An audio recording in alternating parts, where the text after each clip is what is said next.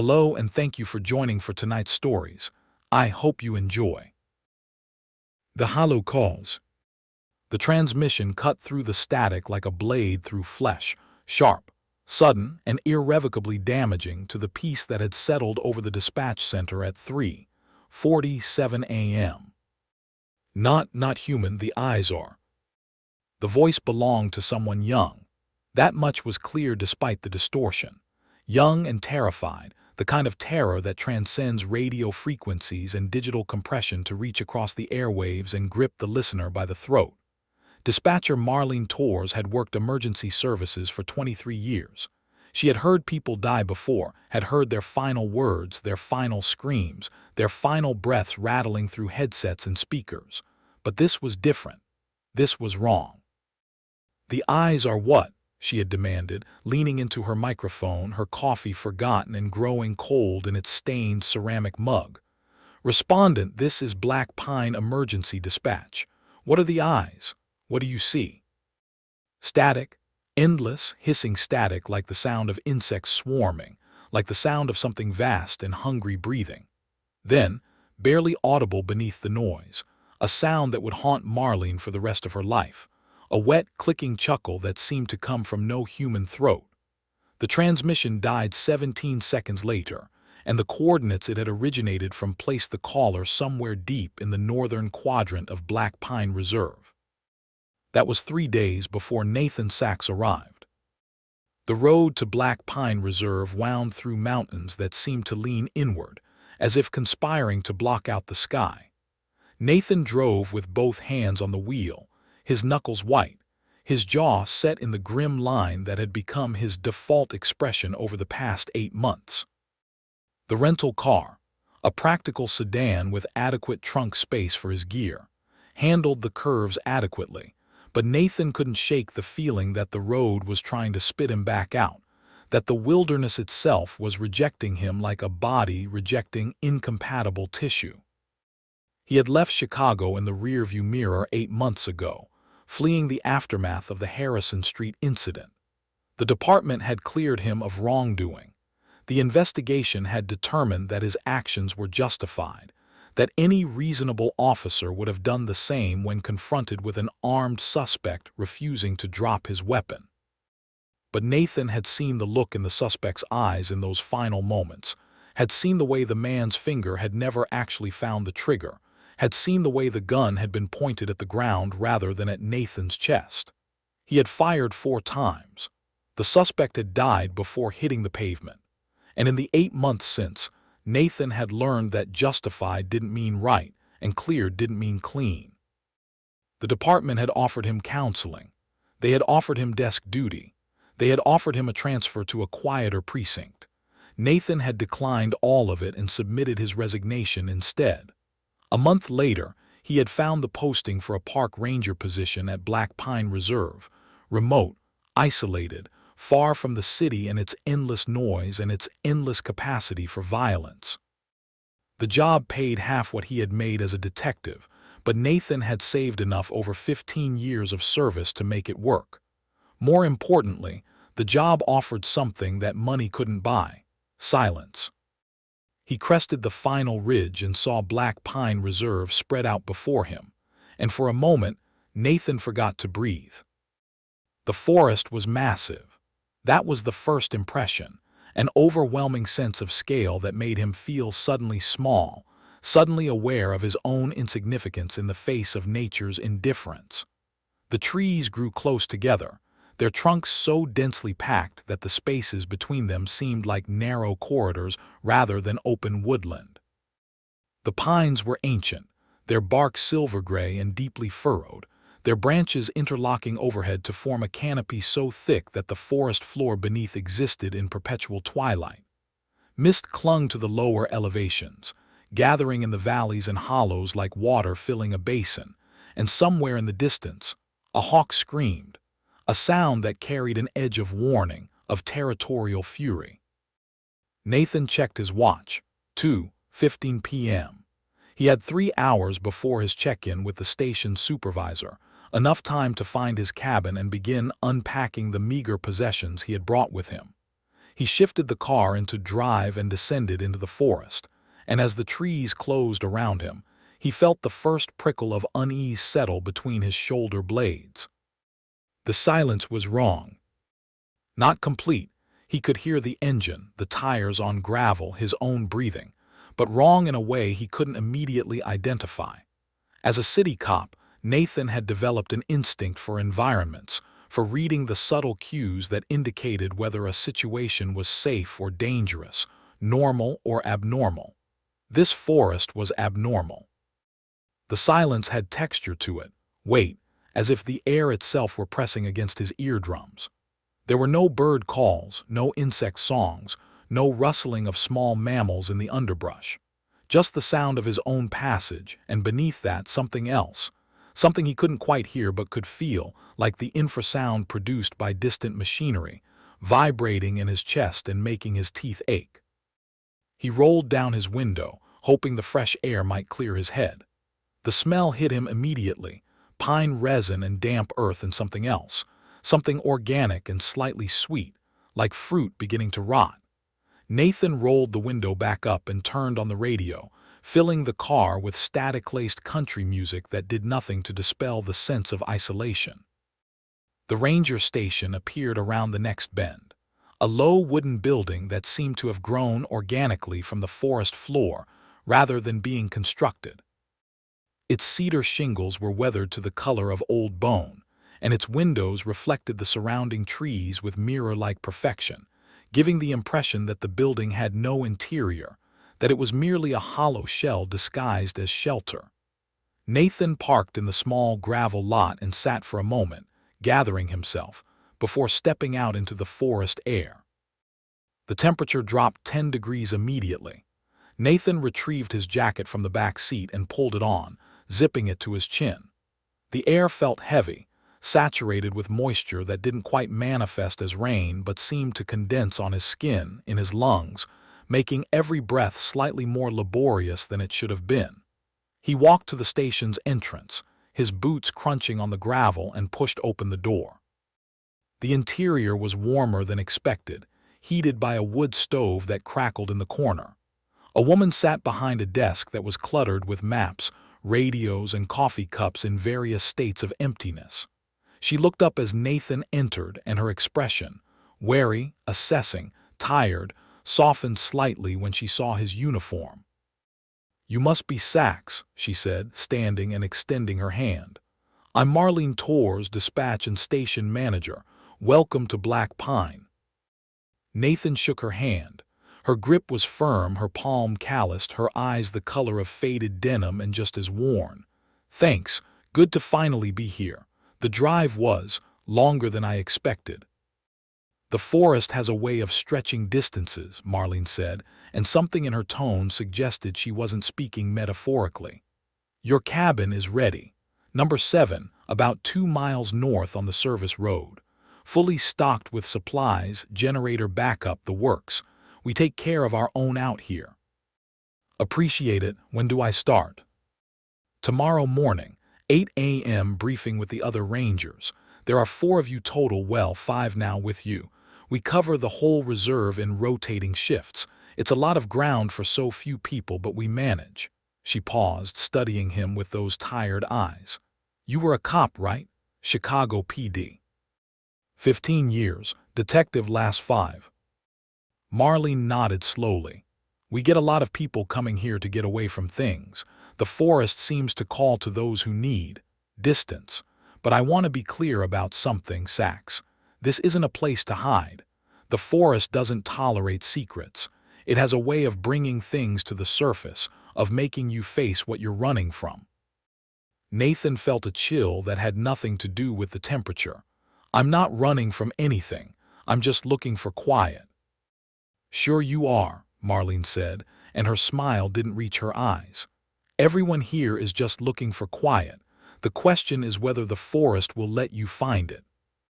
She handed him a set of keys and a map of the reserve, marked with his patrol routes and the locations of emergency shelters, water sources, and hazardous terrain.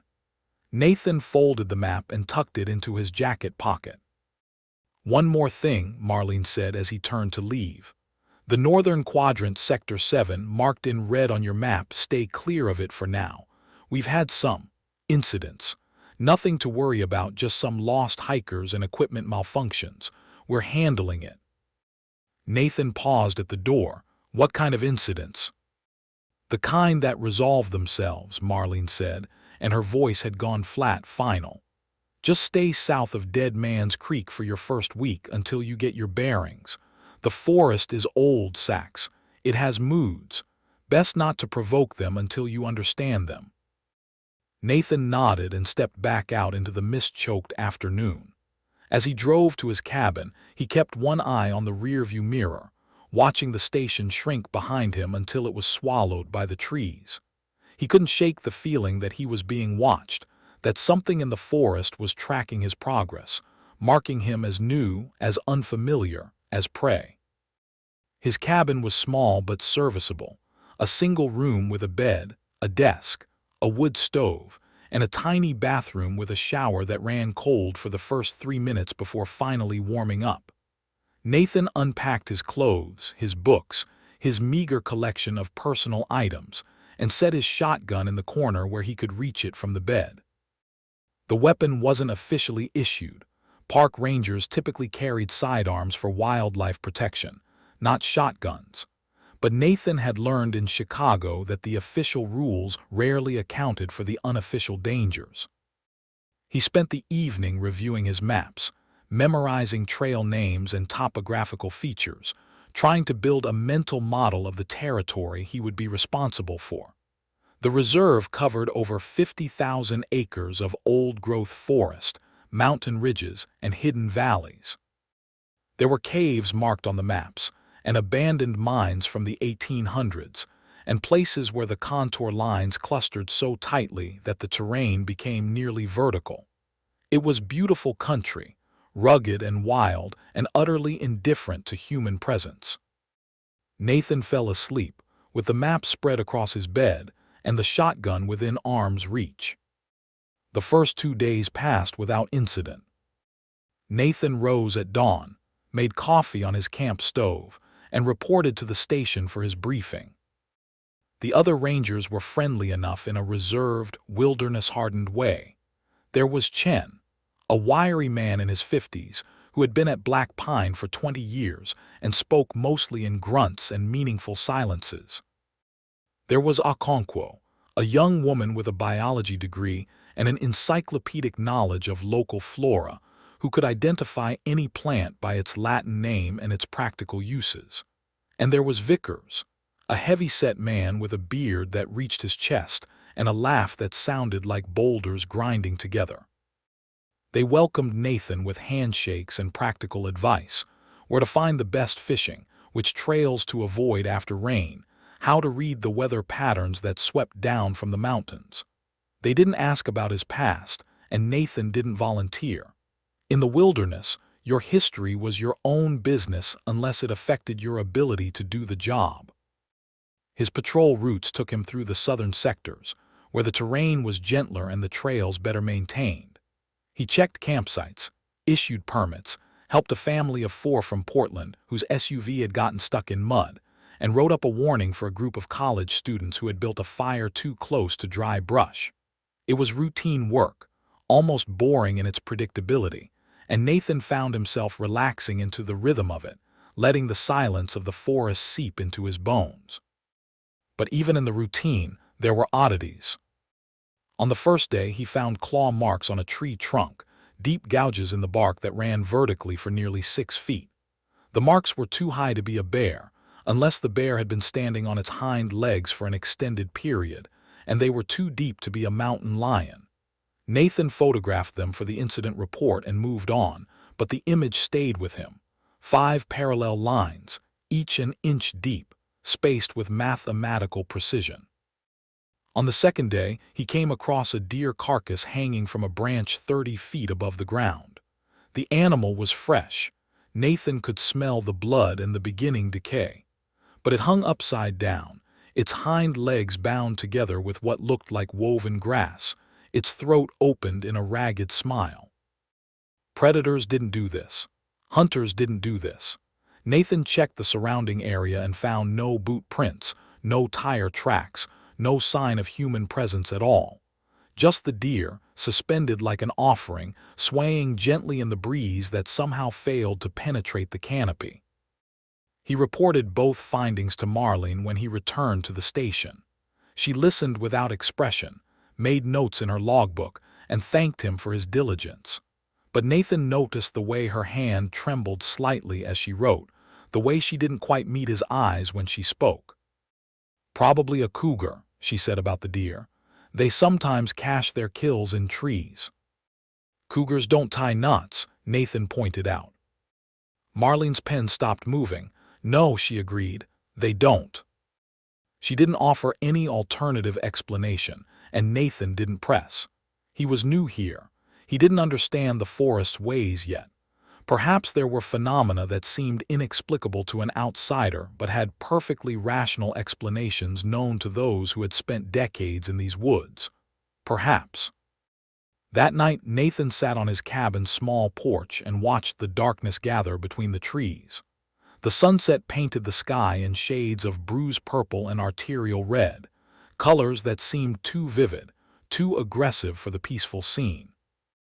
As the light faded, Nathan heard something moving in the forest, something large, something that moved with deliberate slowness, placing each foot with care to minimize noise. He couldn't see it, but he could track its progress by the subtle shifts in the darkness, the way shadows seemed to pool and flow around an unseen presence. Nathan went inside and locked the door. He sat with his shotgun across his knees until the sounds faded, until the forest returned to its unnatural silence. Then he slept and dreamed of Chicago, of Harrison Street, of eyes that held no fear in their final moments.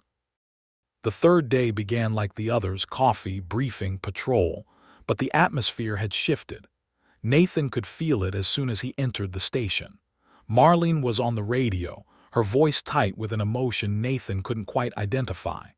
Chen stood in the corner, his arms crossed, his face set in lines of deep concern.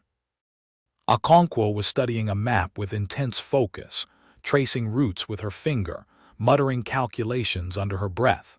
Only Vickers seemed unaffected, cleaning his rifle with methodical strokes, but even his usual boisterous energy was muted.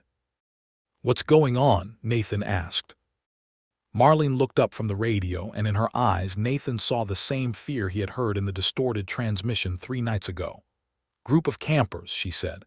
4 of them, college kids from the university. They were supposed to check in yesterday evening. Didn't show.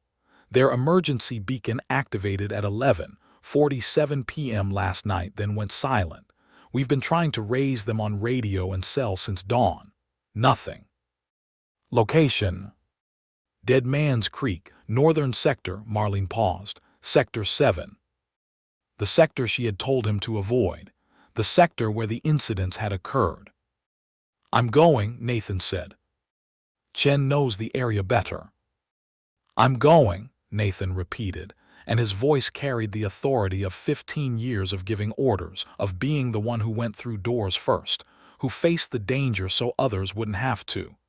"Give me the coordinates. I'll take my gear and the ATV. If they're hurt, they need help now." Marlene studied him for a long moment, then nodded. "Okonkwo, give him the detailed topographical for Sector 7. Chen, load him up with emergency supplies. Vickers, you're on radio duty. I want check-ins every 30 minutes." The preparations took 20 minutes. Nathan changed into his heavier gear, loaded his pack with medical supplies, emergency rations, and water purification tablets. Chen handed him a satellite phone with a fully charged battery and a GPS unit preloaded with the camper's last known coordinates. Okonkwo gave him the map, her fingers brushing his as she handed it over, and for a moment her composure cracked. "Be careful," she whispered. "The forest is different up there. The old growth is thicker. The light doesn't reach the ground the same way, and there's something else. I can't explain it, but you'll feel it. When you feel it, trust it. Don't ignore it." Nathan nodded and shouldered his pack. At the door, he paused and looked back at the assembled rangers. They watched him with expressions of concern, of fear, of something that might have been pity. "One more thing," Marlene said. She reached under her desk and retrieved a shotgun, Nathan's shotgun, the one he had left in his cabin. "You might need this." Nathan took the weapon, checked that it was loaded, and stepped out into the morning. The mist was thicker today, gathering in the low places like water filling a wound, and the sky was the color of old pewter, promising rain that never quite arrived. He started the ATV and headed north, toward Dead Man's Creek, toward the missing campers, toward whatever waited in the forest's dark heart. Behind him, the station seemed to shrink, to be absorbed by the trees, until Nathan felt profoundly alone, a single point of consciousness adrift in an ocean of green and gray and growing darkness. He checked his watch. 8:47 a.m. The sun was up, but somewhere ahead in the densest part of the forest, he knew that perpetual twilight reigned, that the trees grew so close together that daylight became a memory rather than a reality. He opened the throttle and drove faster, and the forest swallowed him whole. The ATV died 3 miles from Dead Man's Creek. Nathan had been pushing the machine hard, navigating terrain that grew increasingly hostile with every mile. The service road had degenerated into a track, then a trail, then little more than a suggestion of passage between trees that seemed to lean inward, their branches interlocking overhead to form a tunnel of wood and shadow. The mist had thickened until Nathan could see no more than 20 feet in any direction, and the GPS had begun to glitch, the screen flickering with static, the coordinates jumping erratically before settling on positions that made no topographical sense. Then the engine coughed, sputtered, and died. Nathan tried the ignition 3 times, hearing the starter whine and fail, before accepting that the machine wasn't going to restart. He checked the fuel gauge, half full, and the battery indicator, fully charged, and found nothing that explained the sudden failure. It was as if something had simply reached into the engine and squeezed until the life went out of it. Nathan sat for a moment, listening to the silence that rushed in to fill the void left by the engine's death. It was the same silence he had noticed on his first day, the same heavy, textured absence of sound that seemed to press against his eardrums and make his teeth ache. But here, deeper in the forest, the silence had weight. It had presence. It felt like being at the bottom of the ocean, surrounded by water so dense that sound couldn't propagate, so heavy that movement became an act of will. He checked his watch, 10:23 a.m. By his calculations, he was still 4 miles from the camper's last known coordinates. 4 miles of rough terrain, of dense undergrowth, of visibility limited to arm's reach by the clinging mist. He could turn back, return to the station, report the ATV failure, and request backup. But that would cost hours, and the campers had already been missing for nearly 12 hours. If they were injured, if they were exposed to the elements, every minute mattered. Nathan grabbed his pack and his shotgun and started walking. The forest closed around him like a mouth closing around food. The trees here were ancient, their trunks wider than Nathan was tall, their bark covered in lichen that glowed faintly in the dim light, pale green and sickly yellow, colors that had no business existing in nature. The undergrowth was sparse, not because the forest floor was clear, but because the canopy was so dense that sunlight never reached the ground, stunting any plants that tried to grow. What vegetation existed was pale, etiolated, ghostly white stems that seemed to reach toward Nathan as he passed, as if hungry for the warmth he carried. He moved as quietly as he could, placing each foot with care, listening for any sound that didn't belong. But the silence was absolute. No birds, no insects, no rustling of small mammals. Just the sound of his own breathing, his own heartbeat, the soft crunch of his boots on the carpet of dead needles that covered the ground. The mist clung to his skin, condensing on his hair and eyebrows, running in cold rivulets down his neck. He felt like he was swimming through the air, like the atmosphere itself had become viscous, resistant. After 20 minutes of walking, Nathan became aware of a sound beneath the silence, a low, rhythmic clicking that seemed to come from everywhere and nowhere at once. It was like the sound of insects, but slower, more deliberate, each click separated by a precise interval that suggested intelligence rather than instinct. Nathan stopped, trying to locate the source, but the mist made direction impossible to determine. The clicking continued, neither approaching nor receding, simply existing in the air around him like a fundamental property of the environment. He checked his compass. The needle spun lazily, unable to find magnetic north. He checked his GPS. The screen displayed coordinates that placed him somewhere in the Pacific Ocean, 300 miles off the coast of California. Nathan turned both devices off and returned them to his pack. He would navigate by dead reckoning, using the topographical map and the position of the sun, if he could find the sun through the canopy. The clicking stopped. In the sudden silence, Nathan heard something else, movement, somewhere ahead and to his left. Something large, something that moved with fluid grace despite its size. He caught a glimpse of it in his peripheral vision, a flash of pale white between the trees, gone before he could turn his head. Then another glimpse to his right, closer this time. Then another behind him. Nathan raised his shotgun, his heart hammering against his ribs. "Hello," he called, his voice sounding strange and flat in the dead air. "This is Park Ranger Nathan Sachs. I'm here to help. If you can hear me, please respond." The forest answered with silence. He continued forward, moving faster now, no longer concerned with noise. Whatever was out there, if anything was out there, already knew his location. Stealth was pointless.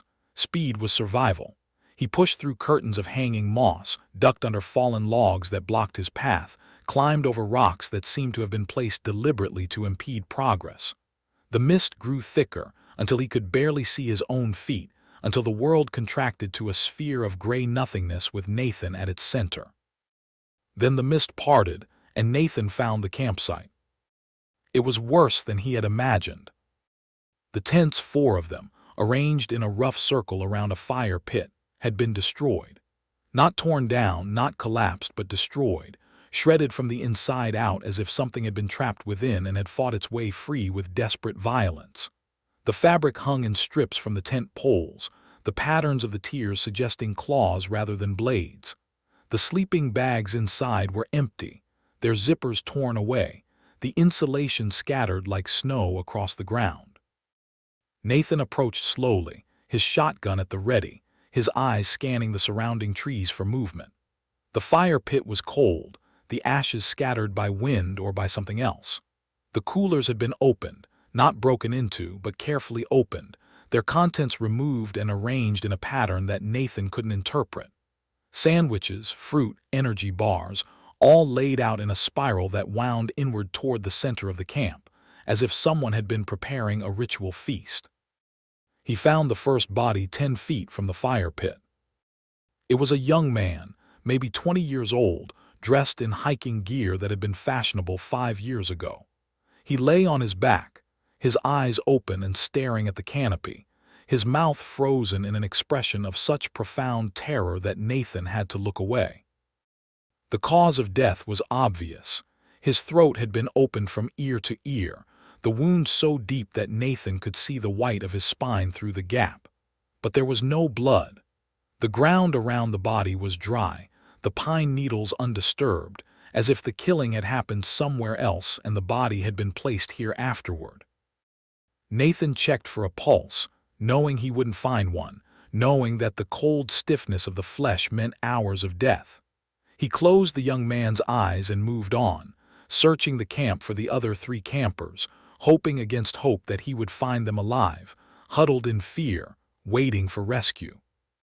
He found the second body 50 yards from the camp, suspended from a tree branch 20 feet above the ground.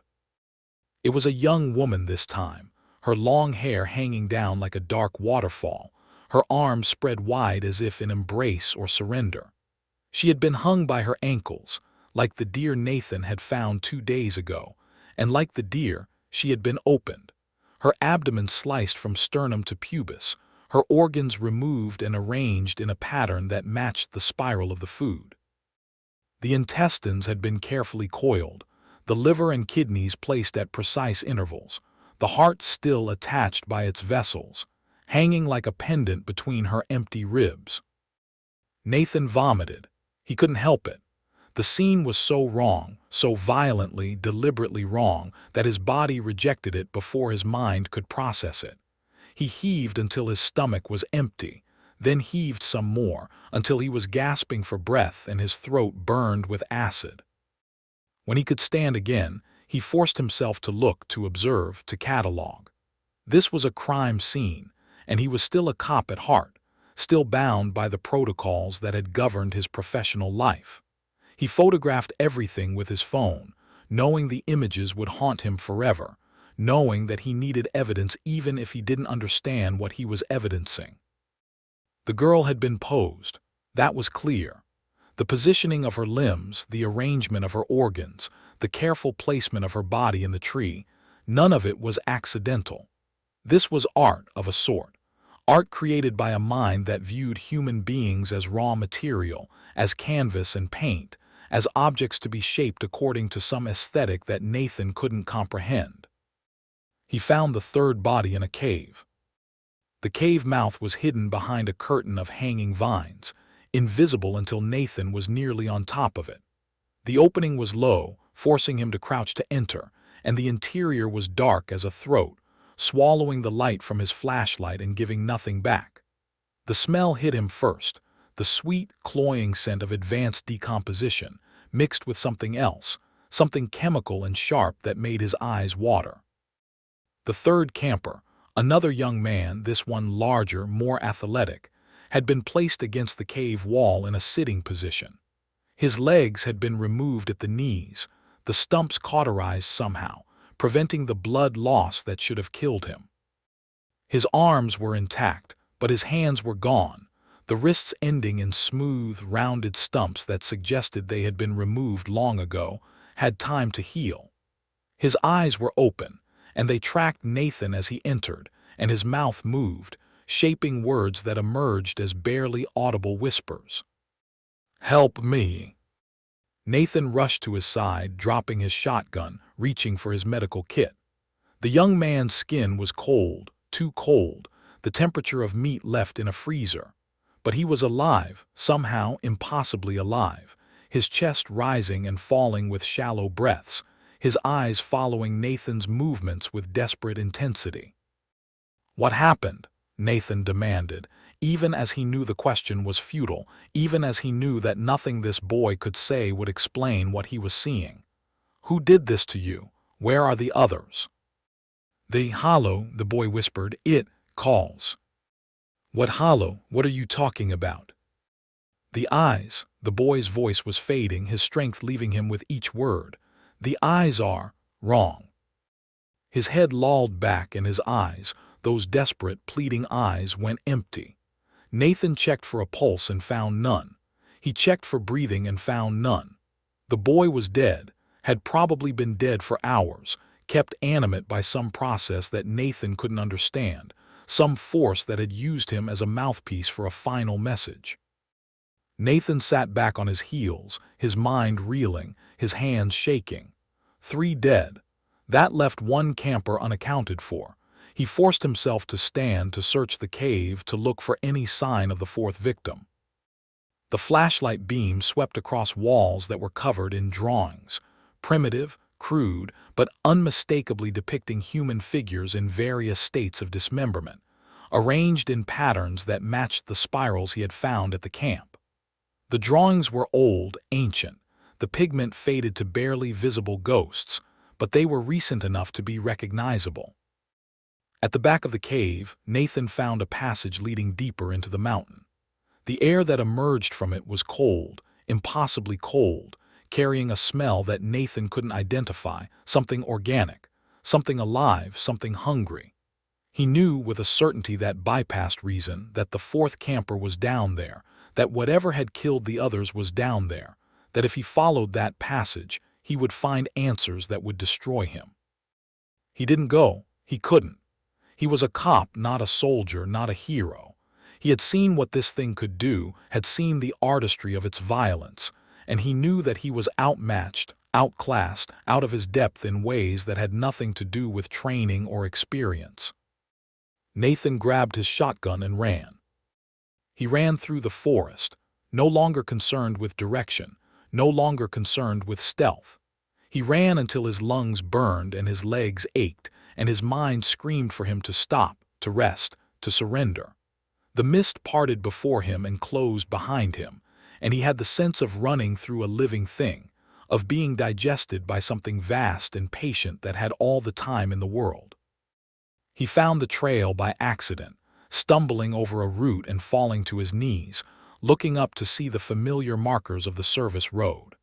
The ATV was where he had left it, silent and dead, but the road meant direction, meant hope, meant the possibility of escape. Nathan forced himself to his feet and began to walk, then jog, then run again, following the road as it wound through the forest, trusting that it would lead him back to the station, back to Marlene and Chen and the others, back to the world of the living. He heard it then, the clicking sound from before, but louder now, closer, accompanied by a wet, rhythmic dragging that suggested something moving on all fours, something large and heavy and fast. Nathan didn't look back. He knew, with the certainty of prey, that looking back would mean death, that the thing behind him was waiting for him to turn, to hesitate, to show fear. The road seemed to stretch forever, the trees passing in a blur of gray and green, the mist never thinning, never lifting. Nathan's breath came in ragged gasps, his heart hammering against his ribs, his legs trembling with exhaustion. He was slowing down, he knew, slowing down despite his terror, his body reaching the limits of its endurance. Then he saw it, the station, emerging from the mist like a mirage, its cedar shingles silver-gray in the dim light, its windows dark and empty. Nathan poured the last of his strength into a final sprint, bursting through the door, slamming it behind him, throwing the bolt with shaking hands. Marlene looked up from her desk, her face going pale as she saw his expression. "Nathan, what?" "3 dead," Nathan gasped, leaning against the door, his chest heaving. "1 missing, something killed them, something not human." Marlene stood slowly, her movements careful, controlled. "Where?" "Dead Man's Creek, Sector 7, the cave. There's a cave." Nathan's voice broke, and he slid down the door to sit on the floor, his head in his hands. It was waiting for them. It knew they were there. It arranged them like art, like it was making art out of their bodies. Marlene crossed to him and knelt, her hand on his shoulder. Her touch was cold, too cold, and Nathan looked up to see something in her eyes that hadn't been there before, resignation, perhaps, or recognition. "You saw it," she said, not a question. "I saw what it did. I didn't see it, but I heard it. I heard it following me." "The clicking." "Yes, the clicking. What is it, Marlene? What the hell is out there?" She stood and walked to the window, looking out at the mist-shrouded forest. "We don't know. We've never known. It's been here longer than the reserve, longer than the state, longer than the country. The indigenous peoples had stories about it, the hollow walker, the bone collector, the one who waits in the dark. They knew enough to stay away from this part of the forest, to mark it as forbidden. But we thought we knew better. We thought we could manage it, contain it, pretend it didn't exist." "How many?" Nathan asked, his voice hollow. "How many has it killed?" Marlene turned to face him, and in her eyes, Nathan saw the weight of years, the burden of secrets. 12 incidents in the past decade, 37 confirmed dead, probably more that we never found. "And you've kept it secret." "What choice did we have? If we told the truth, they'd close the reserve. They'd send in the military, the scientists, the media. And then what? You can't fight something you don't understand. You can't kill something that might not even be alive, not in the way we understand life. So you just let people die. We warn them. We tell them to stay away from Sector 7. We post signs, we patrol the borders, we do everything we can to keep people safe. But some people don't listen. Some people think they know better. And some people, She paused, her gaze drifting back to the window. Some people are called. The hollow calls to them, draws them in. We don't know why, we don't know how, but once it has its hooks in you, there's no escaping. Nathan thought of the transmission he had heard on his first night, the terrified voice cutting through static. "The eyes are wrong," he whispered. Marlene turned back to him, her expression sharp. "What did you say?" "That's what the camper said before he died. The eyes are wrong. And the transmission, the one I heard when I arrived, the voice said the same thing. The eyes are," and then it cut off. Marlene's face went gray. "The eyes, of course, we should have known." "Known what?" "It doesn't just kill, it collects. It takes the eyes. That's how it sees, how it hunts. It wears the eyes of its victims, uses them to see the world the way they saw it. That's why it can mimic voices, mimic sounds. It sees through human eyes, understands human fear." Nathan felt his stomach twist. The fourth camper, the one who's missing, if it takes the eyes. Then it's wearing them now. It's seeing through them. It knows what we know, sees what we see. As if in response to her words, the radio crackled to life. Static at first, then a voice, distorted but recognizable, emerging from the noise. "Help me, please, someone, help." It was the voice of the dead boy from the cave, the one whose final words had been the hollow calls. But he was dead. Nathan had felt him die, had watched the light go out of his eyes. And yet here was his voice, pleading, terrified, coming through the radio speakers with perfect clarity. "It's not him," Marlene said, her voice steady despite the fear in her eyes. "It's wearing his voice. It's wearing his eyes. It's trying to draw us out." "Help me, I'm scared, I'm so scared." Nathan stared at the radio, his mind racing. The voice was perfect, indistinguishable from the real thing. If he hadn't seen the boy die, he would have believed it, would have rushed back into the forest to save him. And that was the point, he realized. The creature, the hollow walker, the bone collector, whatever it was, wasn't just hunting for food. It was hunting for sport, for pleasure, for the satisfaction of luring prey into its trap. "Don't answer it," Marlene said. "Don't give it anything." But Nathan was already moving, already reaching for the microphone, already pressing the transmit button. "Who are you?" he demanded, his voice shaking with rage and fear. "What do you want?" The static paused as if surprised by the response. Then the voice came again, but changed, shifted, becoming something else entirely. It was still the boy's voice, but older now, layered with other voices. Dozens of voices, hundreds of voices, all speaking in unison. "We want to see." The radio went dead. The lights in the station flickered once, twice, then died, plunging them into darkness broken only by the gray light filtering through the windows. Nathan could hear Marlene breathing beside him, quick and shallow, and beyond that, beyond the walls of the station, he could hear something else. The clicking sound, closer now, surrounding them, coming from all directions at once. "It's here," Marlene whispered. It followed you back." Nathan raised his shotgun, pointing it at the door, at the windows, at the walls. "We need to get out. We need to run." "There's nowhere to run. It's all around us. Can't you feel it?" And Nathan could feel it, a pressure against his mind. A presence that seemed to press against his thoughts like a hand pressing against a membrane. It was in his head, he realized, somehow, impossibly. The creature was inside his mind, reading his thoughts, learning his fears. "Nathan Sachs," a voice whispered, and it came from everywhere and nowhere, from inside his skull and from outside the walls. "Former detective, former killer. You have such pretty eyes, Nathan, so full of guilt, so full of fear. We want to see through your eyes. We want to see the world the way you see it." "Get out of my head," Nathan snarled, but his voice was weak, trembling. "You invited us in, you spoke to us, you acknowledged us. That was all we needed." The windows shattered.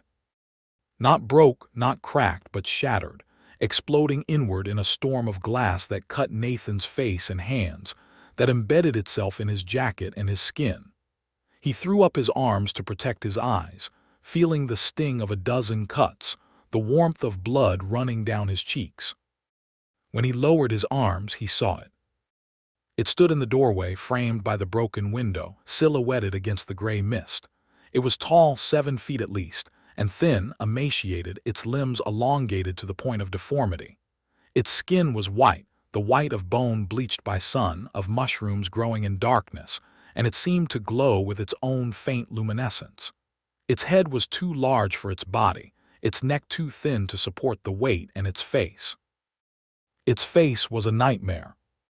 The features were human or had been human once, but they were stretched, distorted, pulled into a permanent scream that never made sound. The mouth was too wide, extending almost to the ears, and the teeth inside were too many, too sharp, arranged in rows that receded into darkness. But the eyes were the worst. There were too many of them. That was the first impression. Not 2 eyes, not 4, but dozens, hundreds, covering every inch of the creature's face, clustering on its forehead, its cheeks, its chin, all of them human eyes, all of them moving independently, all of them focused on Nathan with hungry intensity. And in each eye, Nathan saw a reflection of himself, distorted, terrified, trapped. "We see you," the creature said, and its voice was the voice of the radio, the voice of the dead boy, the voice of everyone it had ever killed, all speaking together in harmony. "We see your guilt. We see your fear. We see the man you killed in Chicago, the one whose eyes went empty while you watched. We want to see more. We want to see everything." Nathan fired.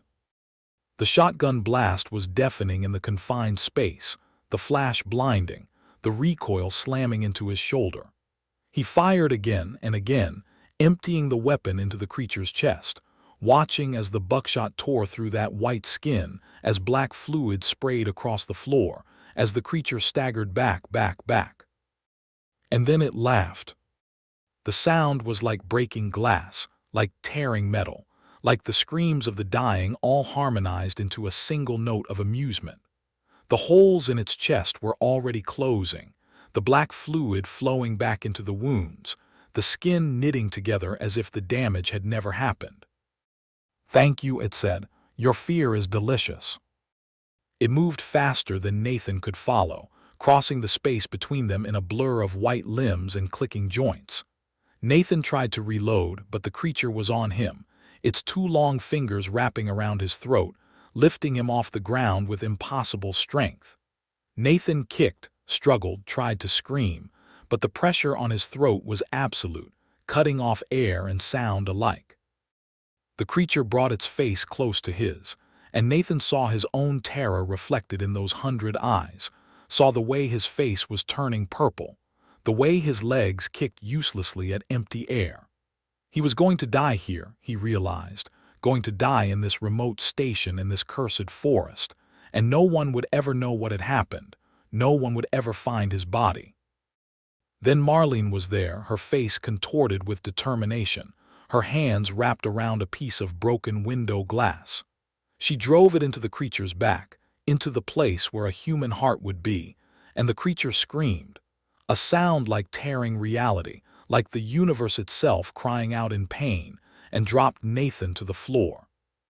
"Run," Marlene screamed, already moving toward the back door, already throwing it open. "Run, damn you." Nathan ran.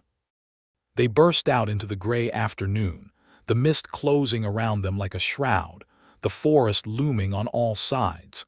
Behind them, the creature's scream faded into the clicking sound, the rhythmic, patient clicking that seemed to come from everywhere at once. "The truck," Marlene gasped, pointing toward the station's service vehicle, a battered pickup that sat in the gravel lot. "Keys are in it. Go, go." They ran for the truck, Nathan's lungs burning, his throat bruised from the creature's grip. He reached the driver's side door, yanked it open, threw himself inside.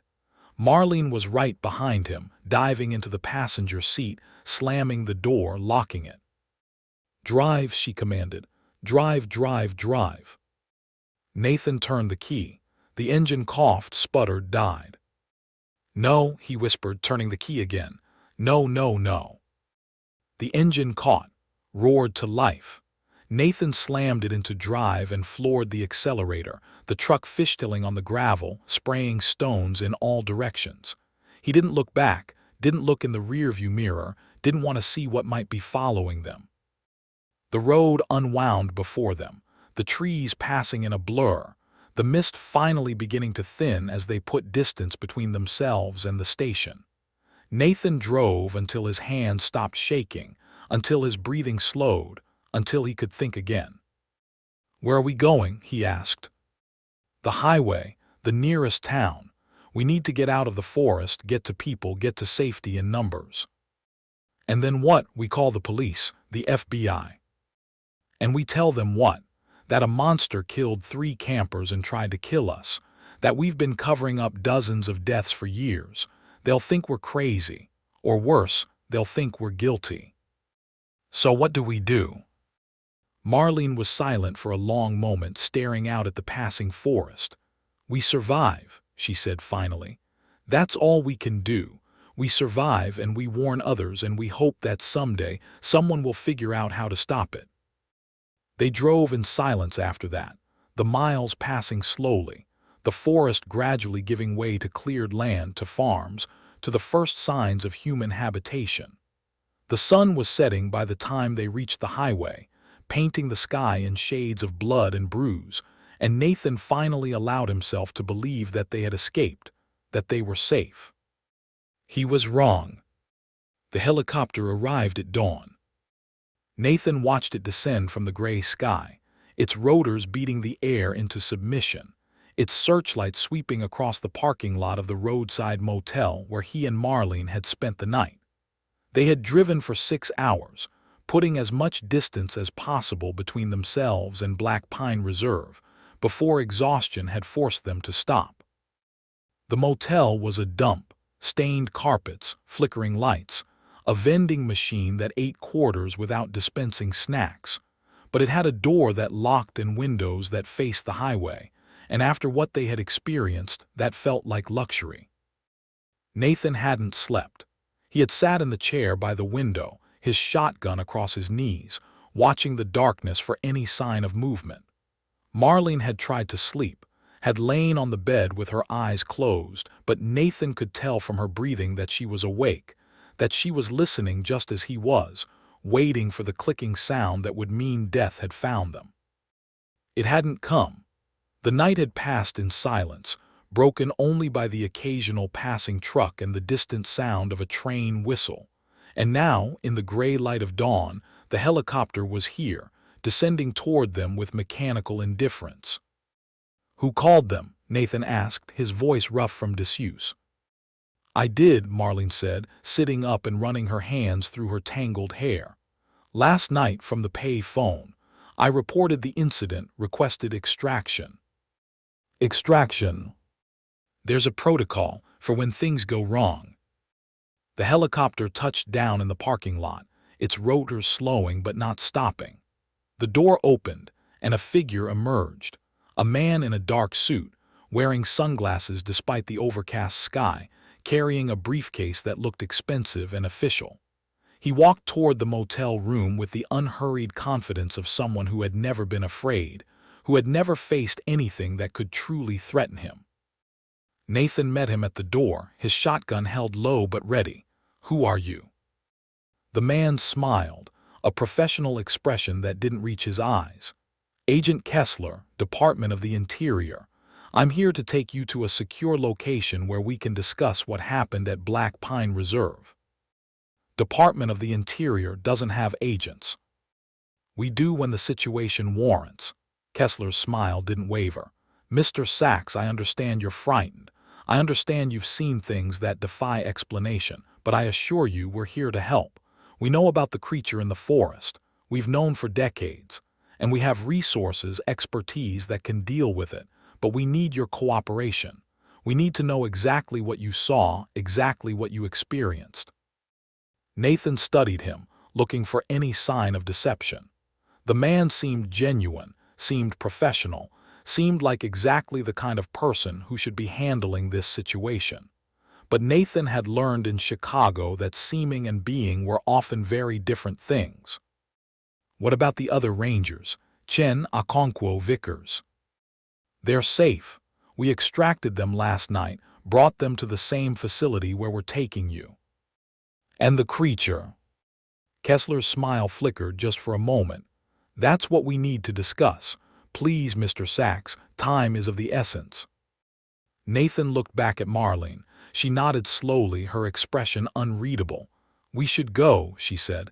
They can help. They're the only ones who can. Nathan lowered his shotgun and followed Kessler to the helicopter. The facility was underground.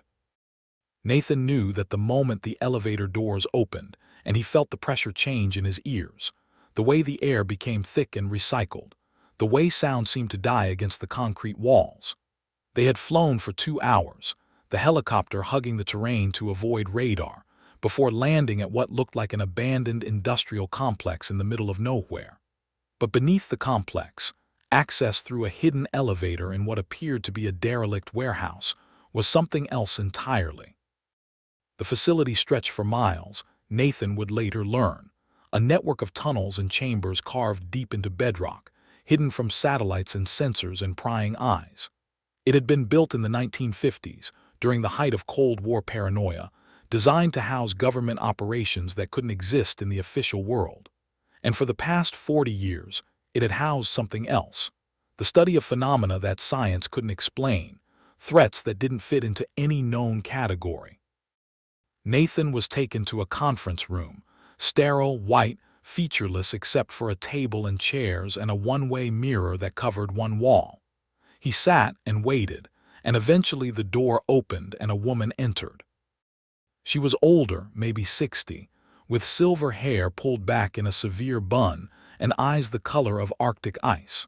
She wore a lab coat over a pantsuit, and she carried a tablet that she placed on the table before sitting across from Nathan. Dr. Alina Vance, she said, her voice clipped and precise. I'm the director of this facility. I've been studying the entity you encountered for 30 years. Entity, Nathan repeated. Is that what you're calling it? We call it many things. SCP-4477, the Hollow Walker, the Bone Collector, the Watcher in the Woods. The indigenous peoples had their own names, the Wendigo, the Skinwalker, the Old One. But names are just labels. What matters is understanding. And do you understand it? Vance's expression didn't change, but something flickered in her eyes, frustration perhaps, or fear. We understand some things. We know it's ancient, predating human civilization by millennia. We know it's predatory, that it hunts for sustenance but also for pleasure. We know it's intelligent, capable of planning and deception. And we know it's nearly impossible to kill. Nearly.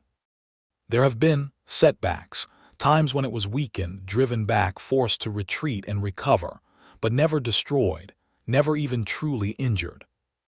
Nathan leaned forward. What does it want? Eyes, Vance said simply. It collects eyes, human eyes. It wears them, uses them to see the world the way humans see it. We're not sure why. Perhaps it feeds on perspective, on the way different minds interpret reality. Perhaps it's trying to understand us to become us. Or perhaps it's simply a collector, driven by the same impulses that drive humans to collect stamps or art or vintage cars. And the bodies, the way it arranges them. Art, Vance said, and for the first time her voice held something other than clinical detachment, a hint of awe perhaps, or horror. It creates art from its victims, sculptures, installations, performances. We've found pieces that would be considered masterpieces if they weren't made from human remains. It's not just killing, it's expressing. Nathan thought of the girl in the tree, her organs arranged in a spiral pattern. That's insane. Insanity is a human concept. The entity doesn't think like we do. It doesn't have morality or empathy or conscience. It simply is a force of nature, like a hurricane or a plague. You can't reason with it. You can only avoid it or contain it or, in rare cases, temporarily repel it. And that's what you do, contain it. We try. Black Pine Reserve was established specifically to keep people away from the entity's territory. The rangers are trained to spot warning signs, to redirect hikers and campers, to clean up the evidence. When the entity feeds, it's not a perfect system. People slip through. People ignore warnings. People are drawn to the forest despite everything we do. Because it calls to them. Vance's eyes sharpened. Yes, you've experienced it, the compulsion, the feeling that you need to go deeper to see what's in the dark. It's part of the entity's hunting strategy. It doesn't just chase prey, it lures them. Nathan thought of the transmission he had heard, the voice saying the eyes are, before cutting off. The radio transmission, the one that brought me to Black Pine, was that. Likely, the entity can mimic voices, sounds, even entire conversations. It uses them to draw in the curious, the helpful, the brave. And the ranger who sent it. Dead, we found his body 3 days ago. His eyes were removed. Nathan sat back, the weight of everything pressing down on him. So what happens now? Now, Vance said, we debrief you. We learn everything you know, everything you saw, everything you experienced. And then we decide what to do with you. What to do with me? You know about the entity. You know about this facility. You know about our operation. That knowledge is dangerous, Mr. Sachs. It could cause panic, could draw attention to things that need to remain hidden. So we have a choice. We can offer you a position, join us, help us study and contain these threats, or we can offer you something else. What's something else? Vance's expression didn't change. A bullet, quick, painless, guaranteed to keep your secrets. Nathan stared at her, waiting for her to laugh, to say she was joking. She didn't. You're serious. Deadly serious. This isn't a game, Mr. Sachs. The threats we face are real and they're existential. If the public learned about the entity, if they knew what was lurking in the forests and the caves and the dark places of the world, civilization would collapse. Panic, riots, religious hysteria, and in the chaos the entities would feed. So we maintain the veil, we keep the secret, and we do whatever is necessary to ensure that secret is kept. Even murder. Even murder, though we prefer to think of it as pruning, removing a branch to save the tree. Nathan stood, his chair scraping against the floor. I need to think about this. You have 24 hours, Vance said, standing as well. After that, we need an answer, and Mr. Sachs, don't try to leave. The facility is secure and the surface is inhospitable. She left, and Nathan was alone with his thoughts, and the knowledge that he had traded one nightmare for another. They gave him a room, small, comfortable, with a bed and a desk and a bathroom. It was a cell disguised as a hotel room, and Nathan knew it, but he was too tired to care. He slept for 12 hours, dreamless, empty, and woke to find a tray of food waiting outside his door. He ate mechanically, not tasting anything, his mind racing. He had 2 choices, both terrible. Join the organization, become complicit in their secrets and their murders, spend the rest of his life studying monsters.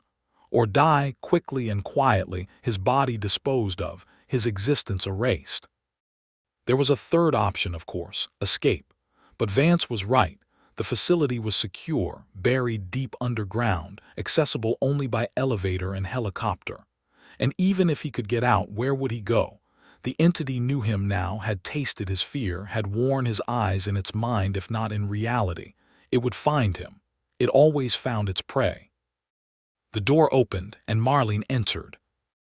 She looked different here in the fluorescent light of the facility. Older, more tired, the weight of years visible in the lines around her eyes. But there was something else too, a hardness, a resolve that hadn't been there before. You've been offered the choice, she said. It wasn't a question. Yes. And I don't know. I don't know if I can be part of this, part of what they do. Marlene sat on the edge of his bed. I joined 20 years ago after my first encounter with the entity. I was a grad student studying forestry, camping in Black Pine for my thesis. It found me, toyed with me, left me alive, but changed. The organization found me too, offered me the same choice. I took the job. And you've been there ever since. Yes, and I've learned things, Nathan. Things that would drive most people mad. The entity in Black Pine isn't the only one. There are dozens, maybe hundreds all over the world.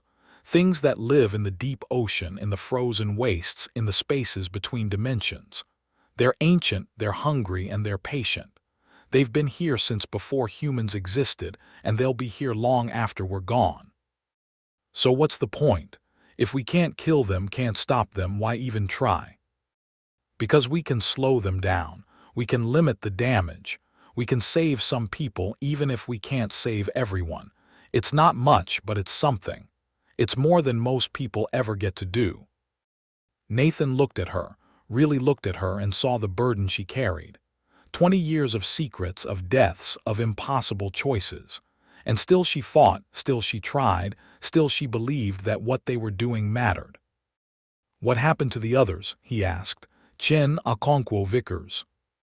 They've already made their choice. Chen and Okonkwo joined. Vickers chose the other option. They killed him. He asked them to. Said he couldn't live with what he'd seen, what he knew. Said he'd rather die than spend another day waiting for the entity to find him.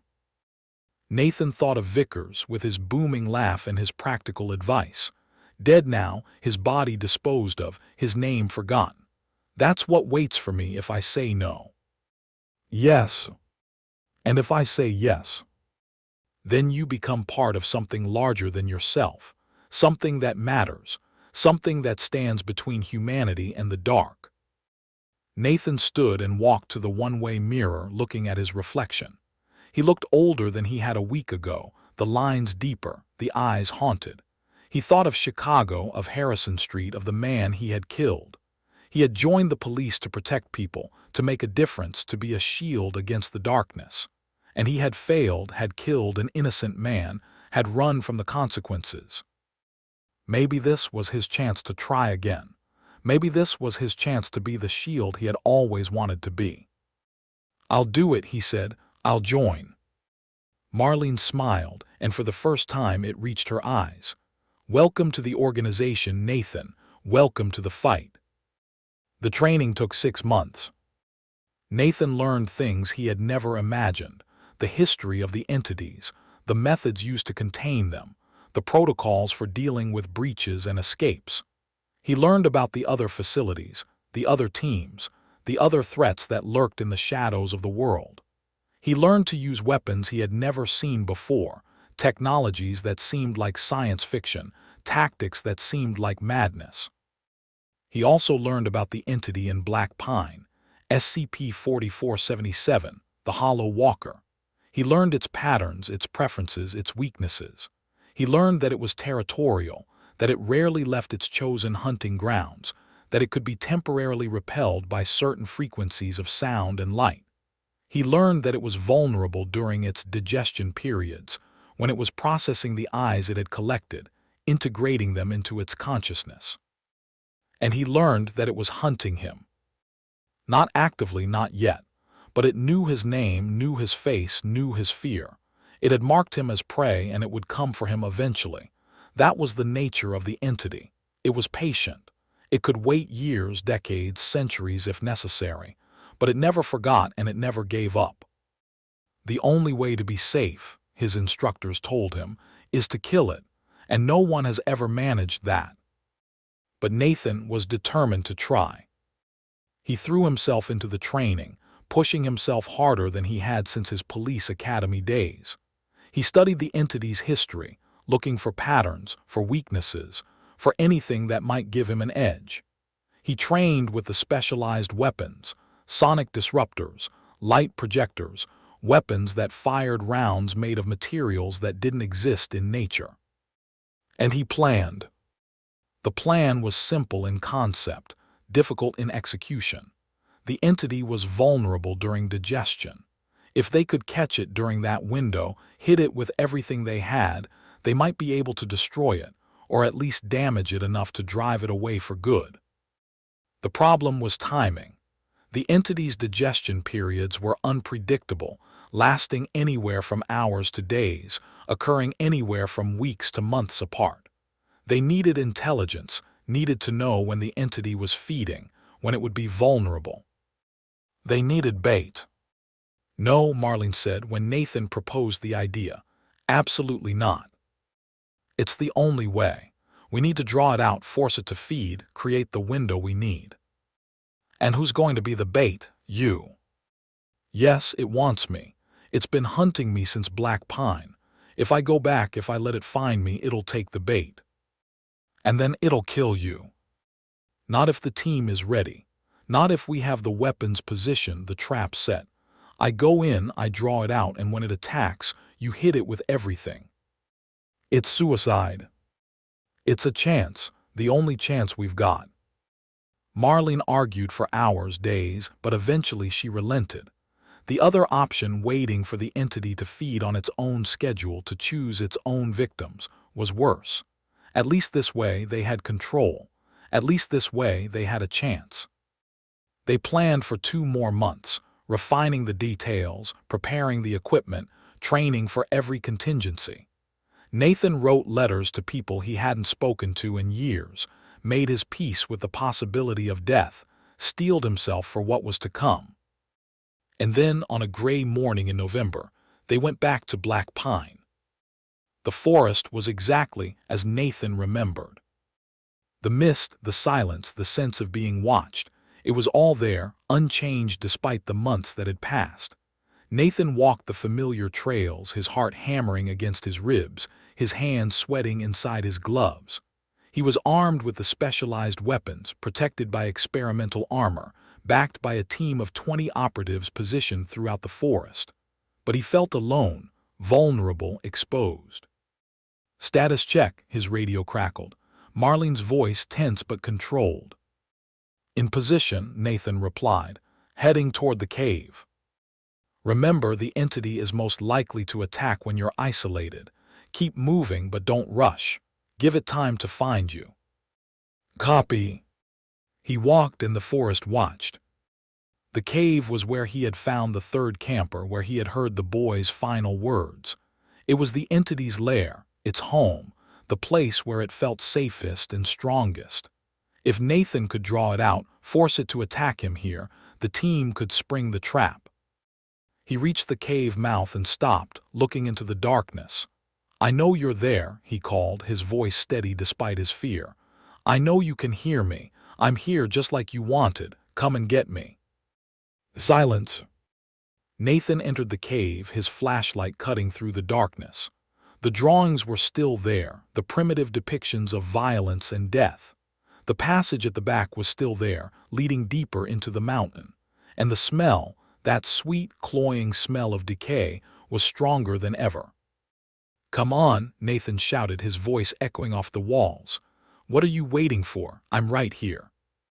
The clicking started. It came from everywhere at once, surrounding him, filling the cave with its rhythmic presence. Nathan raised his weapon, scanning the darkness, trying to locate the source. "We see you, Nathan Sachs," the voice came, 100 voices speaking as one. "We have been waiting." "Then come and get me." "Patience, we are. Digesting, soon we will be ready. Soon we will see through your eyes." Nathan felt a chill. The entity was in digestion. This was the window, the moment of vulnerability. But it knew, somehow it knew that Nathan was here, that this was a trap. It was waiting, stalling, letting its own weakness pass before it attacked. "Now," Nathan shouted into his radio. "It's now, attack." The cave exploded with light and sound. The team had positioned sonic disruptors throughout the forest, and now they activated them, filling the air with frequencies that were painful to human ears, devastating to the entity's senses. Simultaneously, light projectors flooded the cave with illumination so intense that Nathan had to shield his eyes, light that burned away shadows and revealed what lurked within them. The entity screamed. It was a sound like nothing Nathan had ever heard, a chorus of voices, human and inhuman, raised in agony and rage. The cave shook, dust falling from the ceiling, rocks dislodging from the walls. Nathan stumbled, fell, scrambled to his feet as the darkness itself seemed to writhe and twist. "Fire!" Marlene's voice screamed through the radio. "All units fire!" The specialized weapons roared, firing rounds that exploded with light and heat, that tore through the entity's form with devastating effect. Nathan saw it, finally saw it clearly. A mass of white flesh and too many limbs, covered in eyes that blinked and wept and screamed. It thrashed, trying to escape, but the trap was sprung, the exits blocked, the weapons relentless. "More!" Nathan shouted, firing his own weapon into the creature's center mass. "Don't let it escape!" The entity fought back. It lashed out with limbs that stretched impossibly far, striking operatives who were too slow to dodge, crushing them against the cave walls. It screamed again, and this time the scream was a weapon, a sonic attack that shattered eardrums and ruptured blood vessels. Nathan felt blood running from his nose, his ears, but he kept firing, kept fighting, kept pressing the attack. "It's weakening," someone shouted. "Keep firing." The entity was shrinking, contracting, its form becoming less defined, more diffuse. The eyes were closing, hundreds of them snapping shut in unison, and the clicking was slowing, becoming irregular, desperate. "Finish it!" Nathan screamed. He fired the last round in his weapon, a special round that the scientists had developed specifically for this moment. A round containing a material that disrupted the entity's ability to maintain its form. It struck the creature's center, and the entity exploded. Not literally, not with fire and shrapnel, but with something else. Its form dissolved, becoming mist, becoming shadow, becoming nothing. The eyes popped like bubbles, one by one, until there was nothing left but a lingering smell of ozone and decay. Silence. Nathan stood in the cave, his weapon empty, his body shaking, his ears ringing. Around him, the surviving operatives were doing the same, staring at the empty space where the entity had been, unable to believe what they had done. "Is it?" someone asked. "Scanning," Marlene's voice came, shaky but functional. "No readings, no presence, it's gone." Cheers erupted, shouts of victory, of relief, of disbelief. Nathan didn't join them. He stood in the cave, looking at the empty space, feeling something he couldn't name. It was over, the entity was destroyed, they had won. So why did he feel like they had lost? The debriefing took 3 days. Nathan told them everything, the plan, the execution, the final moments. He answered their questions, submitted to their examinations, endured their congratulations. The entity was dead, destroyed, gone. Black Pine Reserve was safe. The threat was eliminated. But Nathan couldn't shake the feeling that something was wrong. It was too easy, he told himself. The entity was ancient, powerful, patient. It had survived for millennia, had outlived civilizations, and they had destroyed it in a single battle. It didn't make sense. He reviewed the footage, studied the scans, analyzed the data. Everything pointed to success. The entity's energy signature had dissipated. Its physical form had dissolved. There was no trace of it anywhere in the forest. And yet, on the 3rd night after the battle, Nathan woke to the sound of clicking.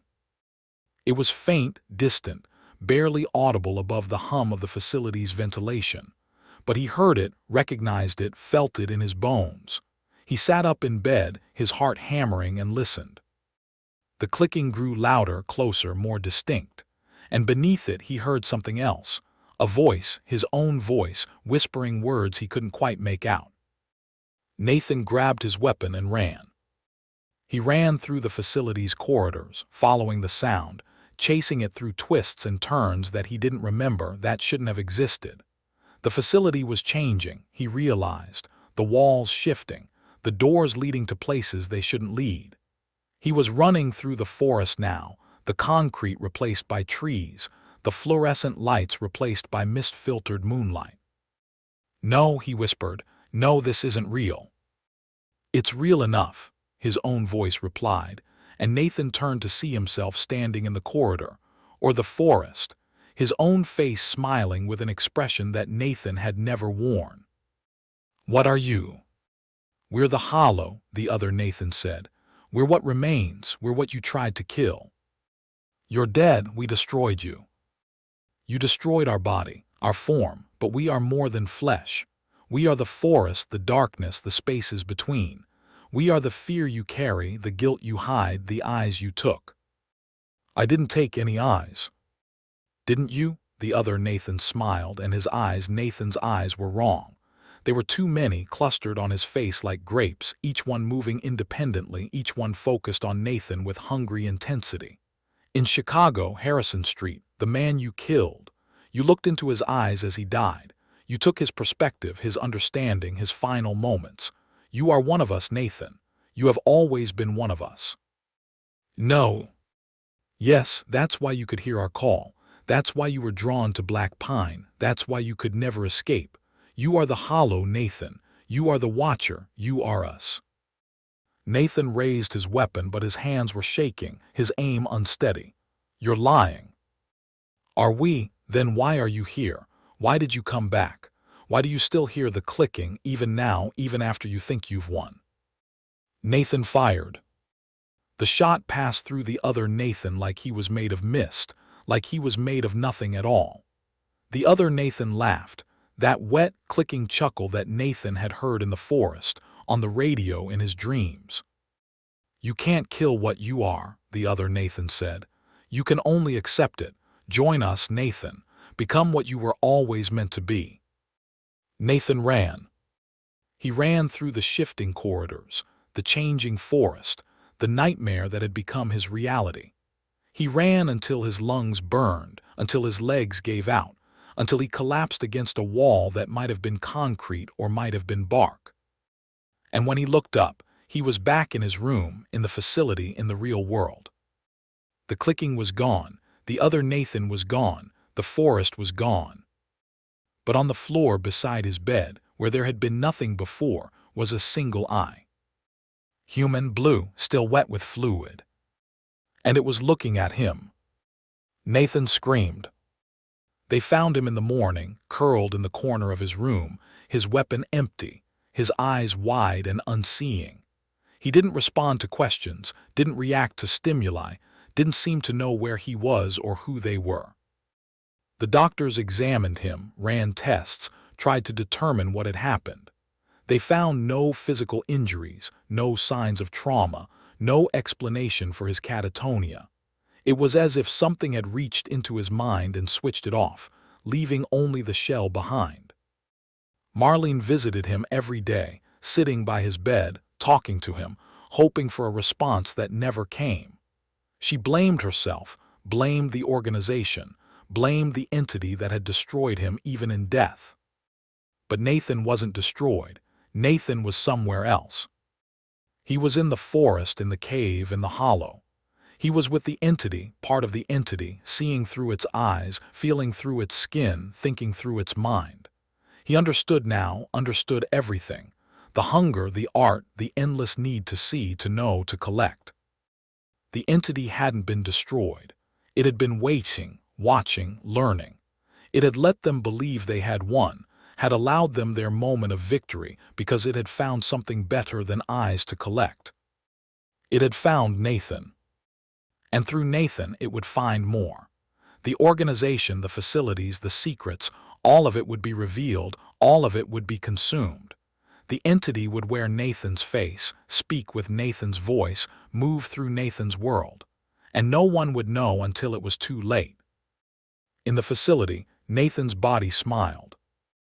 The doctors didn't notice, the guards didn't notice, Marlene didn't notice. But somewhere, deep in the forest, in the hollow, in the dark, something was laughing. And it had Nathan's eyes. The guardians of Black Hollow. The bone was fresh. Dr. Alina Voss knew this the moment her fingers brushed against it, the moment she felt the give of organic tissue still clinging to the calcium, the moment she smelled the sweet, coppery scent of blood that had not yet begun to rot.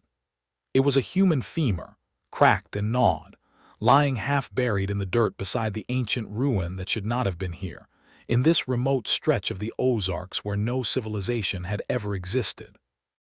It shouldn't be here. None of this should be here. Alina stood slowly, her knees protesting after hours of crouching, her back aching from the weight of her pack. She was 53 years old, a professor of archaeology at the University of Missouri, a specialist in Native American cultures that had vanished before European contact.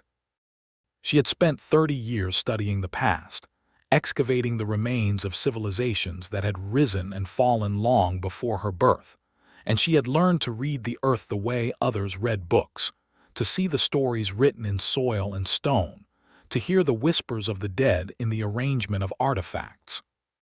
But this was different, this was wrong.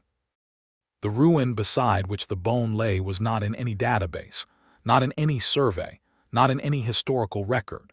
She had found it by accident, following a hunch, an intuition that had led her away from the established trails and into the deep forest where GPS failed and compasses spun uselessly. The structure was ancient, predating any known indigenous settlement in the region, built from stones that had been shaped by tools that shouldn't have existed 3,000 years ago. And now this bone, fresh, human, recently dead. Alina reached for her satellite phone, then stopped. The phone had no signal here, hadn't had signal since she entered the valley 3 hours ago. She was alone, isolated, vulnerable, and something, had died here recently. She looked at the bone again, forcing herself to be clinical, to be objective.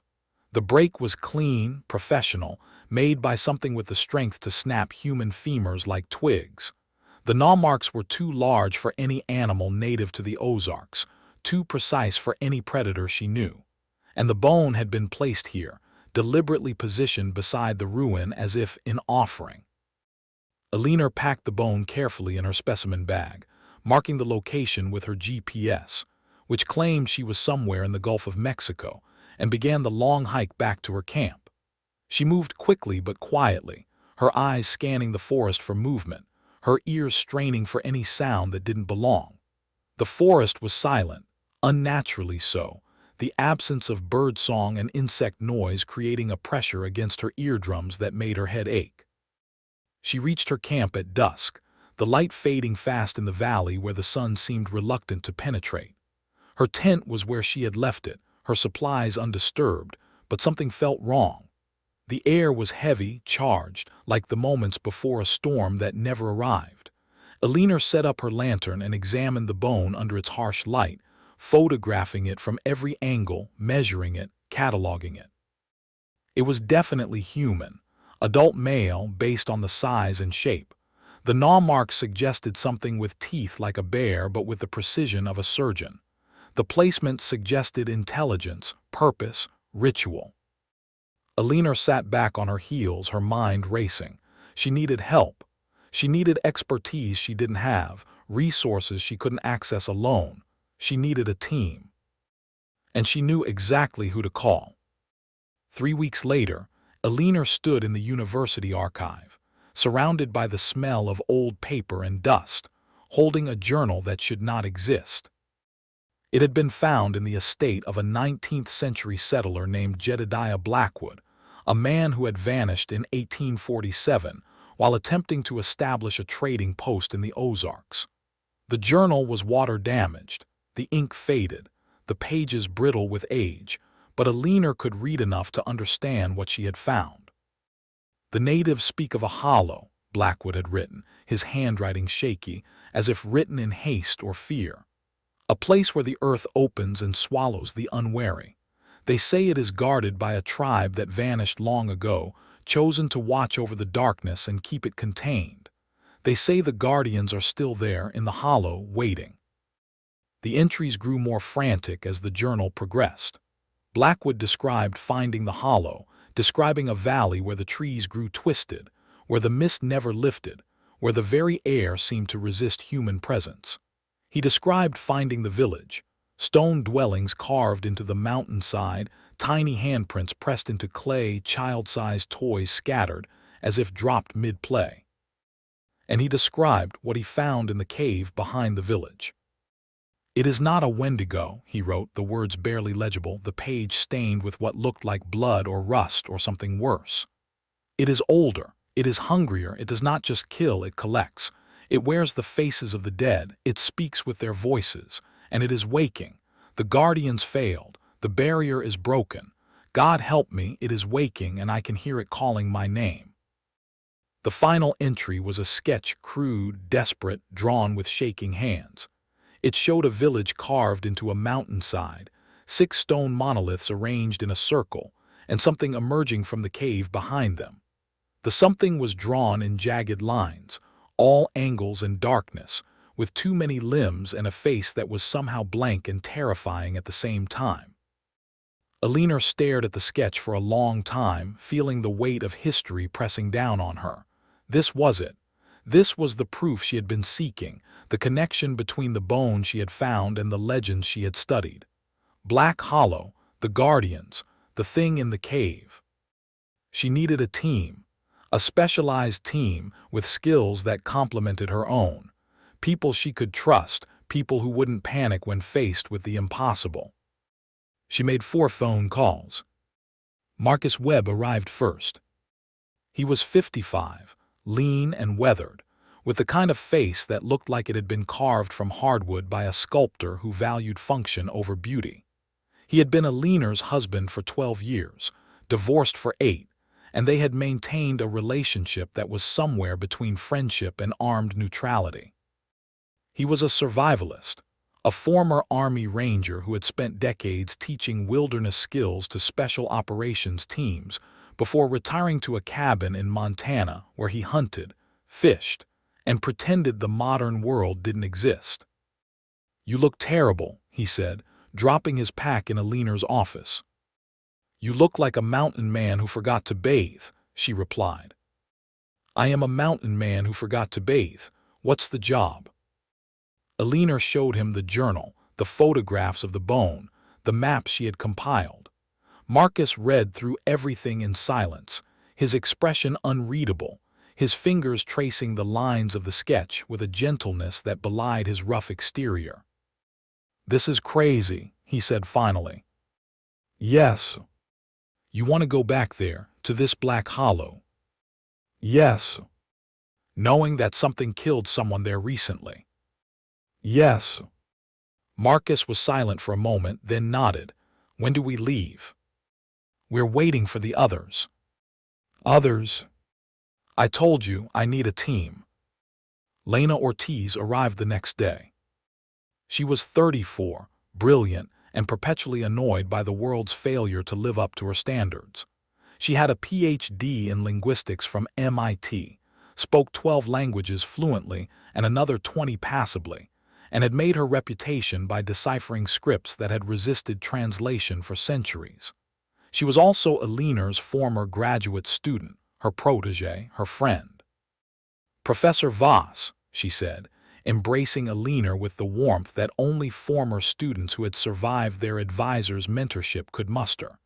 "You look like you've been living in a tent for a month." "I have been living in a tent for a month."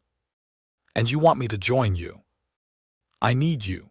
The journal mentions a tribe, a language, a culture that doesn't exist in any record. I need someone who can decipher what we find." Lena examined the journal, her eyes lighting up with the particular hunger of a scholar who has found a puzzle worth solving. "This dialect, it's not any indigenous language I recognize. It's older, much older, and these symbols." She pointed to marks in the margins of the journal, glyphs that Blackwood had copied from the cave walls. "These are protective wards, warnings. Whoever wrote this was trying to keep something out." "Or keep something in," Alina said. Lena looked up, her expression serious. "You think it's real, the creature, the guardian legend?" "I think something killed a man in that valley 3 weeks ago. I think something has been killing people there for centuries, and I think I need to know what it is." "Then I'm in." Javier Chen arrived 2 days later. He was 26, a graduate student in archaeology who had attached himself to Alina's research 2 years ago and refused to let go. He was tech-savvy in a way that Alina never would be, fluent in drones and ground-penetrating radar and 3D modeling software. He was also enthusiastic to the point of recklessness, convinced that technology could solve any problem that the past threw at them. Dr. Voss, he burst into her office like a caffeinated tornado, his backpack bristling with equipment. I brought the new drone, thermal imaging, night vision, 4K video. Also got the GPR unit, the laser scanner, and this thing I found on Kickstarter that supposedly detects electromagnetic anomalies. Probably doesn't work, but worth a shot, right? Javier, sit down. He sat, vibrating with barely contained energy. Alina showed him the materials, explained the mission, watched his expression shift from excitement to concern to something that looked like fear. Something killed someone there, he said quietly. Yes. And you want to go back. I need to know what we're dealing with, and I need your skills to help me find out. Javier was silent for a moment, then nodded. Okay, but I'm bringing extra batteries and a gun. Do we get guns? Marcus is handling weapons. Good, good, guns are good. Riley Park was the last to arrive. They were 38, a journalist who had made their name exposing corporate corruption and government cover-ups. They had sharp features, sharper instincts, and a skepticism that bordered on pathological. Alina had worked with them once before, on a story about stolen artifacts, and had found them to be relentless, thorough, and surprisingly compassionate beneath their cynical exterior. So let me get this straight, Riley said, reviewing the materials Alina had provided. You found a bone, you found a crazy journal, and now you want to go looking for a monster in the woods. I want to find the truth. The truth is that people die in the wilderness all the time. Bears, cougars, exposure, accidents. You don't need a monster to explain a dead body. The bone was gnawed by something that doesn't exist. The journal describes phenomena that don't fit any known natural explanation. And I saw something in that valley, Riley. Something that made my skin crawl. I need to know what it is. And you want me to document it. I want you to tell the story, whatever we find. If it's a bear, tell the world it's a bear. If it's something else, Alina paused. If it's something else, I want people to know. I want them to be prepared. Riley studied her for a long moment, then smiled, a rare expression that transformed their face from severe to almost warm. You're not crazy, you know. I've met crazy. You're something else. You're obsessed. Is that a yes? It's a I'll bring my camera and keep an open mind. But if this turns out to be a bear, I'm going to be very disappointed in you. Fair enough. They gathered in Alina's office on a rainy Thursday afternoon, the five of them arranged around a table covered with maps, photographs, and equipment lists. Marcus had prepared a survival plan, routes, emergency procedures, supply caches. Lena had begun deciphering the journal's cryptic references, identifying patterns in the symbols that suggested a language older than any known indigenous tongue. Javier had programmed his drones and tested his equipment, creating a tech package that would allow them to survey the valley without setting foot in the most dangerous areas. Riley had prepared release forms, liability waivers, and a contingency plan for getting the story out if things went wrong. Black Hollow, Alina said, pointing to a location on the topographical map. It's not on any official survey. The valley is surrounded by ridges that block satellite imaging, and the magnetic anomalies in the area make compass navigation unreliable. The only way in is on foot, following the creek bed from the north. How long? Marcus asked. 3 days of hard hiking to reach the valley. Another day to explore the village and the cave. We'll be in the field for 2 weeks minimum. Supplies. Enough for 3 weeks, plus emergency rations, plus Marcus's survival caches. Weapons. Shotguns for everyone, sidearms for those who can use them, and Alina paused, reaching into her desk drawer. These. She placed 5 objects on the table, small, carved from bone, shaped like eyes with pupils that seemed to follow the light. They were old, ancient, the bone yellowed with age and polished smooth by countless hands. "What are they?" Javier asked, reaching for one. "Don't touch them," Elinor said sharply. "Not yet. According to the journal, these are protective charms.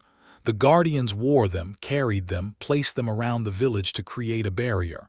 I found them in the archive with Blackwood's papers. He claimed they kept him safe for 3 days before whatever happened." "Before he vanished," Riley said. "Yes. And you believe these things work?"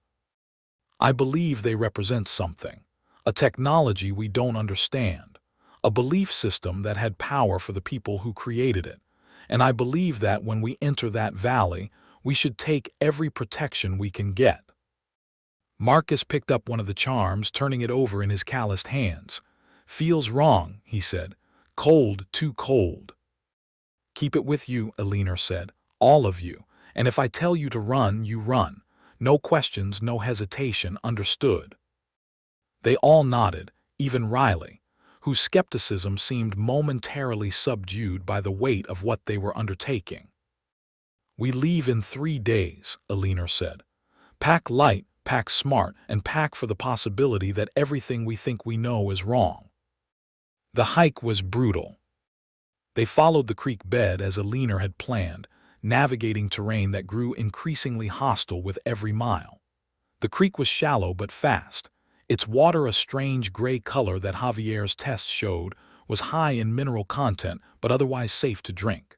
The banks were steep, overgrown with thorn bushes and poison ivy that forced them to wade in the water more often than not. The air was thick, humid, filled with insects that seemed to bite with particular ferocity. But it was the silence that bothered them most. No birds, Marcus observed on the second day. No squirrels, no deer, nothing. "The journal mentioned that," Lena said, consulting her notes. "Blackwood wrote that the animals avoided the valley, that even insects seemed reluctant to cross the ridge." "That's impossible," Javier said. "Animals go where the food is. If there's a valley with water and vegetation, there should be wildlife." "Should be," Elinor agreed, "but isn't." They camped that night on a flat shelf of rock above the creek, their tents arranged in a defensive formation that Marcus had insisted on. They built a small fire, more for comfort than warmth, and sat in silence as the darkness gathered around them. "Tell me about the guardians," Riley said, their camera recording everything. "Who were they?" Elinor stirred the fire with a stick, sending sparks spiraling upward into the night. According to the legends, they were a tribe that existed thousands of years ago. Not like the Osage or the Quapaw, older, different. They were chosen, selected by whatever lives in the cave to serve as wardens, to keep it contained, to prevent it from escaping into the world. Chosen how? The legends are unclear. Some say they made a deal. Some say they were conquered, enslaved. Some say they were the creature's children, born from its essence, bound to its service. And the village? Their home, their prison, their fortress. They lived there, generation after generation, maintaining the barriers, performing the rituals, keeping the thing in the cave from waking fully. What happened to them? Elinor was silent for a moment, watching the flames. They vanished. Around 800 AD, according to the archaeological record. One day they were there, the next they were gone. No signs of war, no signs of migration, no signs of plague, just empty. "Maybe they were eaten," Javier suggested, his attempt at humor falling flat. "Maybe," Elinor said, "or maybe they fulfilled their purpose. Maybe they succeeded in containing the threat and they were allowed to leave. Or maybe," she paused, her eyes distant, "maybe they're still there, waiting, watching." The fire crackled, the only sound in the empty night. They reached the valley on the 4th day. It appeared suddenly, the creek bed opening into a wide basin surrounded by steep ridges on all sides. The mist was thick, clinging to the ground like a living thing, obscuring everything more than 20 feet away. The trees were wrong, twisted, stunted, their branches reaching toward the ground rather than the sky, their bark gray and smooth like skin. GPS is dead, Javier reported, checking his devices. Compass is spinning, radios are static. Expected, Marcus said, his hand on his shotgun. Stay close, eyes open. They moved into the valley in a tight formation, Alina leading, Marcus covering the rear. The mist swallowed them immediately, reducing visibility to arm's reach, turning the world into a gray void where direction became meaningless. There, Alina whispered, pointing. Through the mist, shapes emerged, stone structures low and ancient, their walls covered in moss and lichen. The village, the Guardian's home. They approached slowly, reverently, aware that they were treading on sacred ground. The buildings were small, designed for people who had been shorter than modern humans, the doorways forcing even Lena to duck. The walls were carved with symbols, the same symbols from the journal, the same protective wards. Look, Javier said, his voice hushed. On the ground, scattered among the stones, were toys. Tiny clay figures, carved animals, balls made from woven grass. Child-sized toys dropped mid-play, abandoned for centuries. They left in a hurry, Riley observed, filming everything. Or they were taken. Or they're still here, Marcus said, his eyes scanning the mist. They explored the village methodically, documenting everything, touching nothing. The structures were remarkably well preserved, protected from the elements by the surrounding ridges and the constant mist. They found tools, pottery, clothing made from fibers that had somehow resisted decay. They found food stores, still sealed in clay jars, their contents turned to dust but their containers intact. And they found the monoliths. 6 of them arranged in a circle at the center of the village. 5 were intact, standing 12 feet tall, carved with symbols that glowed faintly in the dim light. The 6th was shattered, its pieces scattered across the ground, the break fresh, the stone still sharp-edged. This is new, Alina said, kneeling beside the broken pieces. This happened recently, within the last few months. The barrier, Lena whispered. The journal said the monoliths were a barrier, if one is broken. Then something got out, Marcus finished. They stood in silence, staring at the broken stone, feeling the weight of what it meant. The barrier was compromised. The Guardian's prison had been breached, and they were standing in the middle of it. We should go, Riley said, their voice tight. We should go right now. We can't, Alina said. Not yet, we need to see the cave. We need to know what's in there. Alina, Marcus said, his hand on her arm. This is too dangerous. Everything worth doing is dangerous. She shook off his hand and walked toward the ridge, toward the cave mouth that gaped like a wound in the earth. Come on, we're almost there. They followed, because she was their leader, because they had come this far, because they were scientists and explorers and fools who didn't know when to turn back.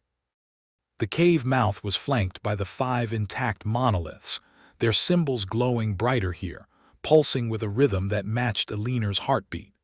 The entrance was low, forcing them to crouch, and the air that emerged from it was cold, impossibly cold, carrying a smell that made their eyes water. The parietal art, Lena said, her flashlight beam playing across the walls. Look. The cave walls were covered in paintings, primitive, crude, but unmistakable. Figures without faces, their arms raised, holding the monoliths like a barrier. And behind them, emerging from darkness, something with too many limbs, too many joints, a face that was somehow blank and terrifying. The Guardians, Alina whispered, holding back the darkness. And failing, Riley added. They moved deeper into the cave, their lights cutting through the darkness, their footsteps echoing off walls that seemed to absorb sound rather than reflect it. The temperature dropped with every step, until their breath fogged in the air and their fingers grew numb. Stop, Marcus said suddenly, his voice sharp. They stopped. In the silence they heard it, a sound from deeper in the cave, a wet, rhythmic clicking that seemed to come from everywhere and nowhere at once. "What is that?" Javier whispered. "Company," Marcus said, raising his shotgun. "Back up slowly." They retreated, moving backward, their lights scanning the darkness for any sign of movement. The clicking grew louder, closer, more distinct, and then in the beam of Aliner's flashlight they saw it. A bone, fresh, gnawed, lying in the center of the passage. "Human!" "Run," Aliner said. They ran. They ran until their lungs burned, until their legs ached, until the cave mouth was behind them and the mist-choked valley lay before them. They didn't stop, didn't look back, didn't speak until they reached the center of the village, the circle of monoliths, the place where the broken stone lay scattered like teeth. "What was that?" Javier gasped, bent over with his hands on his knees. "What the hell was that?" "A warning," Aliner said, her voice steady despite her racing heart. "Or a welcome." "A bone, Aliner, a human bone, fresh. Someone died in there recently." "I know. And you want to go back." "I want to understand." She turned to face them, her expression fierce in the dim light. "We knew this wouldn't be safe. We knew there were risks. But we're here now, and we have a chance to learn something that could change everything we know about human history, about the nature of reality, about the things that exist in the dark places of the world. Are you going to run because of one bone?" "Yes," Riley said. "Yes, I am. This is insane. People are dying here. People have been dying here for thousands of years. That's exactly why we need to study it. If we can understand what's happening, maybe we can stop it. Maybe we can prevent more deaths. Or maybe we'll just add our bones to the collection," Marcus said quietly. They stood in silence, the mist swirling around them, the monolith standing like silent sentinels. The argument hung in the air, unresolved, the weight of their decision pressing down on all of them. "We camp here," Aliner said finally. "Tonight, we set up in the village center inside the circle of monoliths. The journal said the barriers were strongest there. We'll be safe. And tomorrow? Tomorrow we explore, carefully, methodically. We document everything and we don't take unnecessary risks. And if that thing comes back, then we run." Aliner's smile was thin, humorless. "I'm not suicidal, Riley. I'm curious. There's a difference." Riley stared at her for a long moment, then nodded slowly. "Fine, tonight. But if anything happens, anything at all, I'm leaving, with or without you." "Fair enough." They set up camp in the center of the village, arranging their tents in a tight circle around a small fire pit. Marcus insisted on a watch rotation, 2 hours on, 6 hours off, ensuring that someone was always awake, always watching.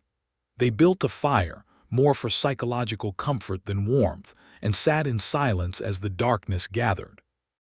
"The monoliths," Lena said, breaking the silence. "I think I understand them now." "Explain," Aliner said. "They're not just stones. They're technology, ancient technology. The symbols carved into them, I've been studying them, comparing them to the journal. They're a language, but not a spoken one. A mathematical language, equations." "Equations for what?" "Containment. The monoliths create a field, a zone of influence that keeps the creature, whatever it is, confined. The 5 intact ones are still functioning. The 6th, she gestured toward the broken stone. The 6th was damaged. The field is compromised." "How damaged?" Marcus asked. "I don't know. The math is beyond me. But if the creature could get out, even partially, even temporarily, then it could be hunting right now," Riley finished. "It could be watching us." They looked around, peering into the mist, seeing nothing but gray emptiness. "The charms," Aliner said, reaching into her pocket. "The protective charms keep them close." They all checked their pockets, their packs, ensuring the bone-carved eyes were secure. Javier had hung his from a cord around his neck, and it rested against his chest, pulsing with a warmth that seemed to come from within. "I want to try something," he said, pulling out his drone. The thermal camera. If that thing is out there, it should show up on infrared. Javier, it's dark. You can't fly a drone in this mist. I don't need to fly it. I just need to activate the camera, point it around, see what we can see. He powered up the drone, the rotors spinning to life with a whine that seemed too loud in the silence. The thermal camera activated, displaying a false color image on the controller's screen, cool blues and purples for the cold stone, warmer yellows and reds for their bodies in the fire. Scanning, Javier said, rotating the drone slowly. The screen showed nothing unusual. The village empty, the monoliths cold stone, the mist uniform temperature, nothing alive, nothing moving, nothing out of place. Wait, Lena said, pointing. There. On the screen at the edge of the village, a shape, warm, red, humanoid, standing motionless in the mist. What is that? Riley whispered. I don't know, it's not one of us. The shape moved. Slowly, deliberately, it turned toward them, toward the drone, toward the camera. And then it smiled. They could see it on the screen, the heat signature of a mouth opening, teeth bared, the expression unmistakable even in thermal imaging. Bring it back, Marcus commanded. Now. Javier worked the controls, but the drone didn't respond. The screen flickered, the image distorting, and then the feed cut out entirely, the drone going dark. What happened? Alina demanded. I don't know, it just died. The battery was full. I know, but it's dead. No response, no signal, nothing. They stared at the controller in Javier's hands, the black screen reflecting their frightened faces. It took it, Lena whispered. Whatever that was, it took the drone. Or it killed it, Marcus said. Same way it kills everything else. We need to leave, Riley said, their voice rising. We need to leave right now. We can't, Alina said. It's dark. The trail is dangerous enough in daylight. In the dark with the mist, we'd never make it. So we just sit here and wait to be killed. We sit here and wait for dawn. The creature, if there is a creature, seems to hunt at night. The journal mentioned that. Daylight might be safer. Might be. It's the best we have.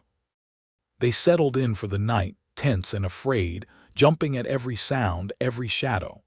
Marcus took first watch, sitting by the fire with his shotgun across his knees, his eyes scanning the darkness. The others retreated to their tents, but none of them slept. Javier was gone in the morning. His tent was empty, his sleeping bag thrown back, his boots still beside the entrance. His pack was there, his clothes, his equipment. But Javier himself, Javier was nowhere to be found. When did anyone last see him? Alina demanded, her voice sharp with fear and anger. He took second watch, Marcus said. Midnight to 2.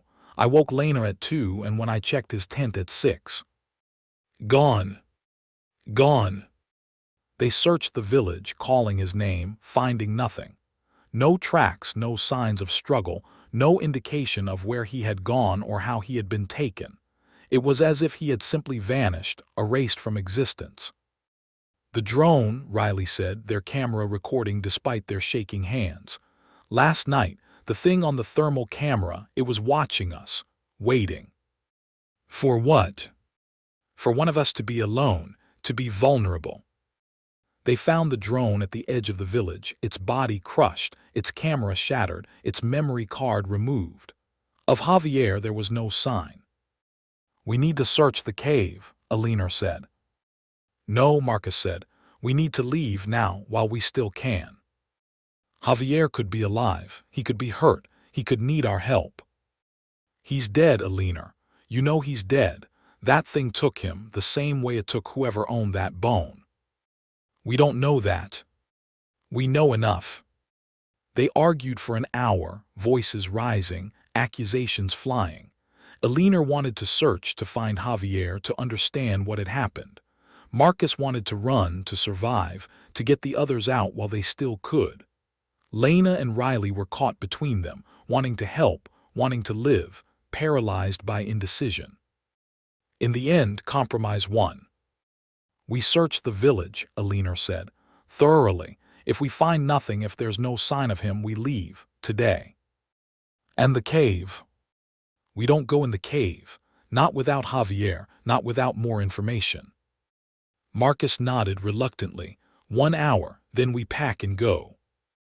They searched, spreading out through the village, calling Javier's name, examining every structure, every shadow, every hiding place. They found nothing. No sign of him. No indication of where he had gone. Until Lena found the handprint. It was on the wall of one of the stone dwellings, pressed into clay that should have dried thousands of years ago, but was somehow still soft, still malleable. A handprint, human, adult-sized, the fingers splayed in what looked like terror or desperation. It's fresh, Lena said, her voice hushed. The clay is still wet. Javier. I don't know, but someone made this, recently. They examined the handprint, photographing it, measuring it, comparing it to their own hands. It was too large to be Javier's, too small to be Marcus's. It was wrong. The proportions were off, the fingers too long, the palm too narrow. This isn't human, Riley said, their skepticism finally cracking. This isn't any hand I've ever seen. Then what is it? I don't know, but I think we need to leave, now. They were turning to go when they heard it, the clicking sound from the cave, the wet, rhythmic noise that had chased them out the day before. But closer now, much closer. Run, Marcus said. They ran. They made it back to the camp to find it destroyed. The tents were shredded, not torn down but ripped apart from the inside, the fabric hanging in strips from the poles. Their packs were opened, the contents scattered, arranged in patterns that made no sense, clothing folded into precise squares, food arranged in spirals, equipment placed at exact intervals. It was methodical, deliberate, artistic. It's been here, Lena whispered. While we were searching, it was here.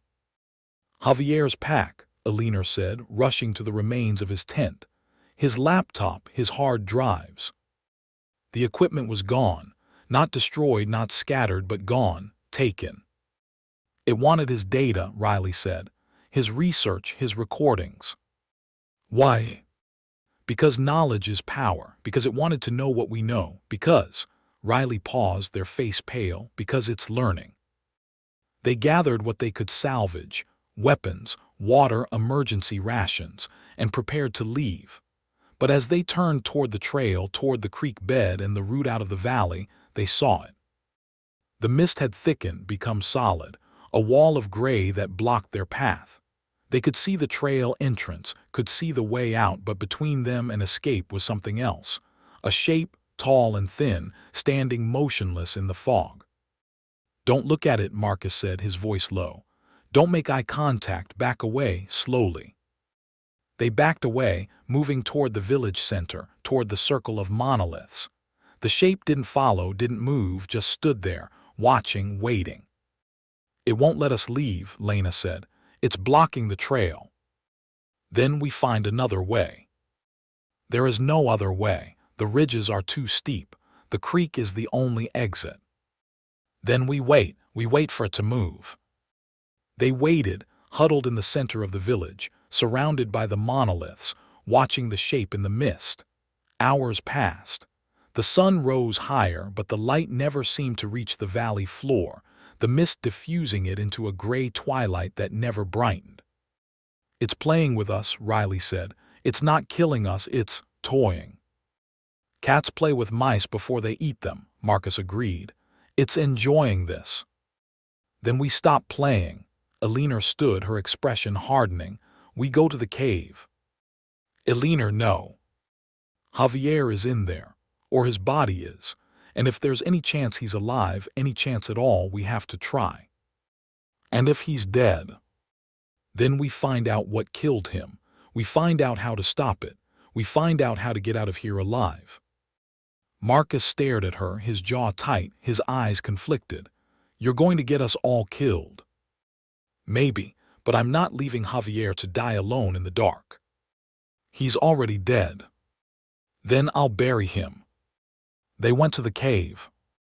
The entrance was different than they remembered. The symbols on the monoliths flanking the entrance were glowing now, pulsing with a soft blue light that cast strange shadows on the stone. The air that emerged from the cave was warm, not cold, carrying a smell that was sweet and rotten at the same time. "Something's changed," Lena said. "The barrier, it's active." "Active how?" "I don't know, but something is happening." They entered the cave, moving slowly, their lights cutting through the darkness. The parietal art was different too. The figures on the walls had moved, shifted, the guardians no longer holding back the darkness but being consumed by it, their faceless heads thrown back in silent screams. "This isn't possible," Riley whispered. "Paintings don't move." "These do," Eleanor said. "Or we're seeing them differently. Or," she paused, her light catching something on the floor ahead, "or something is showing us what it wants us to see." It was Javier's drone.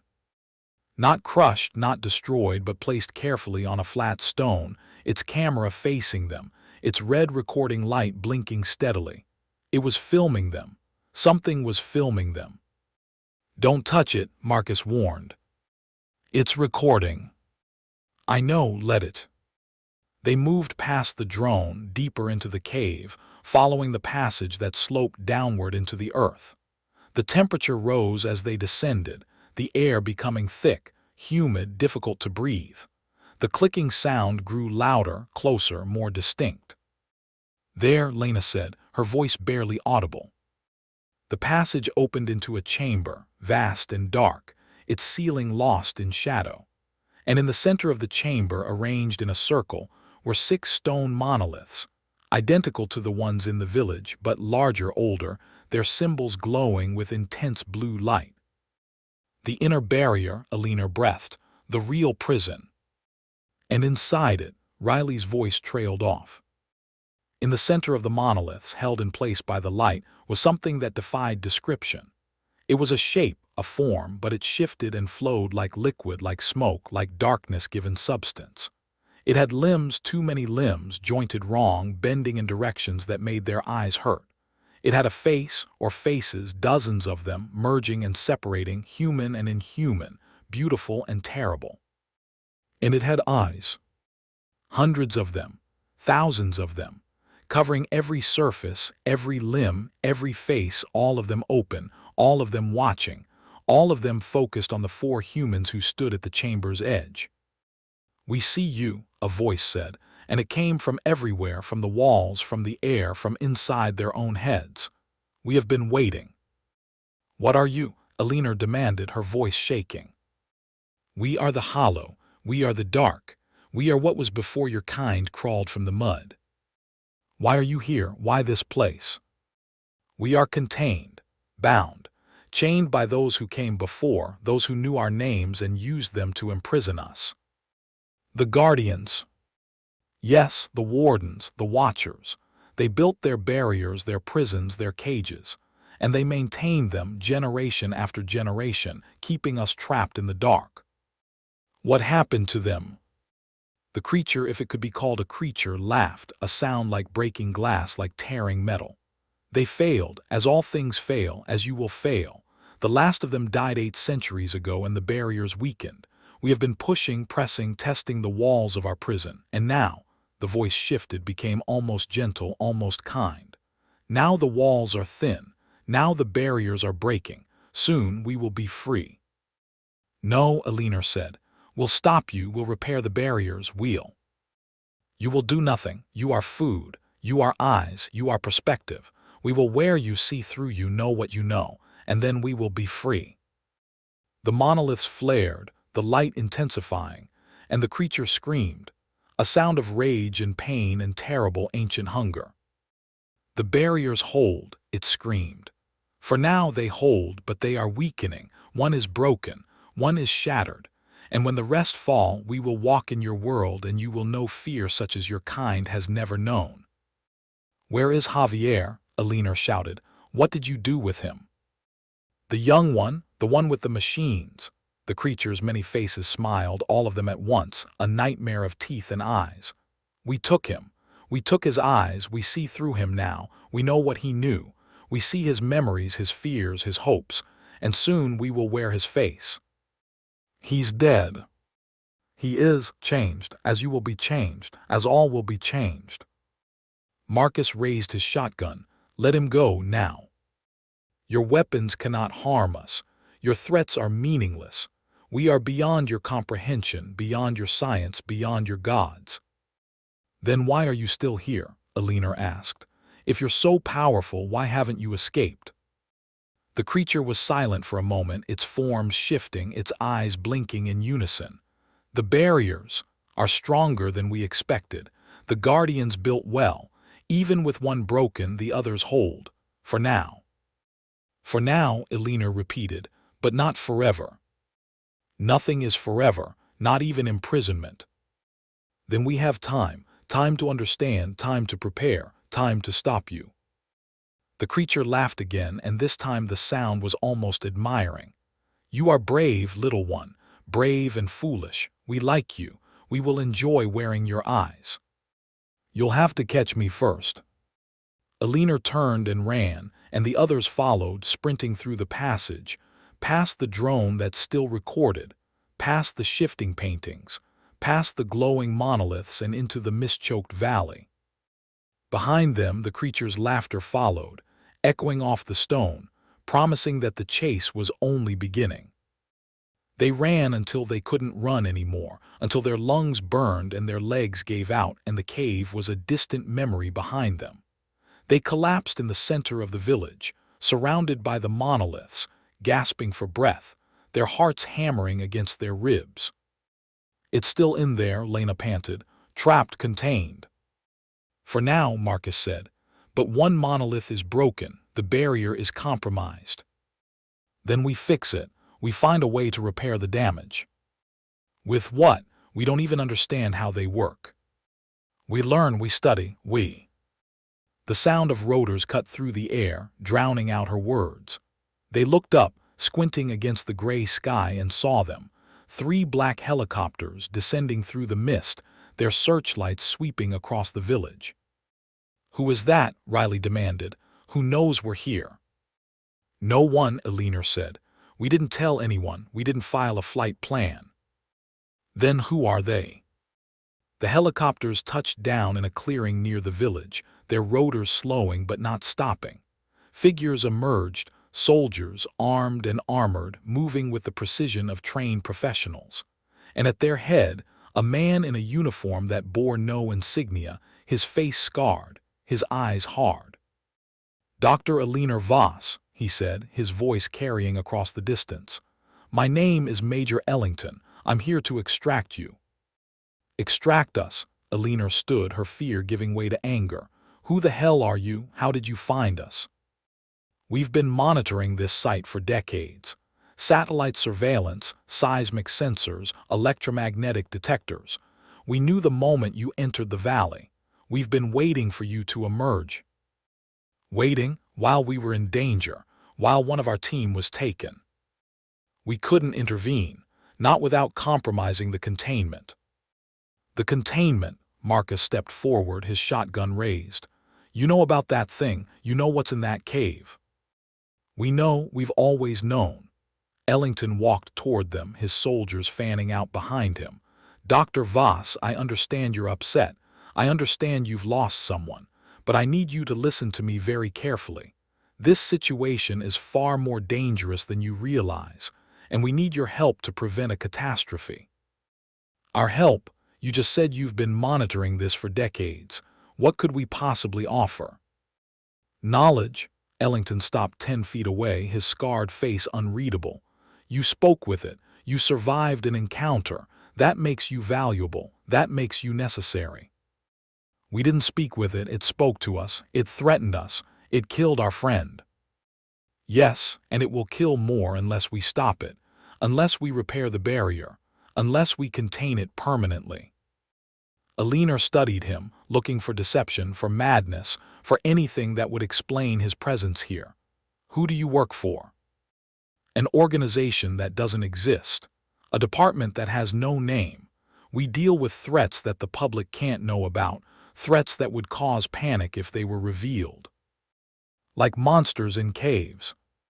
Like entities that defy classification.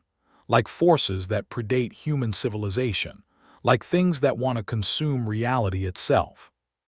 And you've been covering it up. We've been containing it. There's a difference. Is there? Ellington's expression didn't change. Dr. Voss, I don't have time to debate ethics with you. The barrier is failing. The entity is pushing against its prison. If it escapes, it won't just kill your team. It won't just kill everyone in this valley. It will spread. It will consume. It will end everything. How do we stop it? We repair the broken monolith. We reinforce the barriers. We buy time. Buy time for what? For a permanent solution. A way to destroy it, not just contain it. And you have this solution. We're working on it. Ellington paused, his eyes meeting Alina's. But we need your help. You have knowledge we don't. You spoke with it. You learned its nature, its desires, its weaknesses. It doesn't have weaknesses. It's ancient, powerful, beyond our comprehension. Everything has weaknesses, even gods. They stood in silence, the helicopter's rotors creating a wind that whipped the mist into spirals. Alina looked at her team, Marcus, tense and ready to fight. Lena, fascinated despite her fear. Riley, recording everything, their skepticism finally overcome by the evidence before them. What do you need us to do? She asked. Come with us, to our facility. We'll debrief you, learn everything you know, and then we'll formulate a plan. And if we refuse? Ellington's expression didn't change. Then we take you anyway. This isn't a request, Dr. Voss. This is an order. The fate of the world depends on what happens in the next 48 hours, and you are now part of that fate, whether you want to be or not. The facility was underground like the cave, but different, artificial, constructed, filled with technology that seemed to hum with barely contained energy. They were taken to a conference room, given food and water and medical attention, and then left to wait. They waited for 6 hours. When Ellington returned, he was accompanied by a team of scientists, physicists, biologists, archaeologists, experts in fields that Alina didn't recognize. They set up equipment, displayed data, presented findings that made Alina's head spin. The entity, Ellington began, is not from our dimension, not from our reality. It exists in a space between spaces, a hollow between worlds. The monoliths create a field that keeps it trapped in that hollow, prevents it from manifesting fully in our reality. But it can still affect our reality, one of the scientists added. It can reach through, touch things, take things. It can influence minds, create hallucinations, lure prey.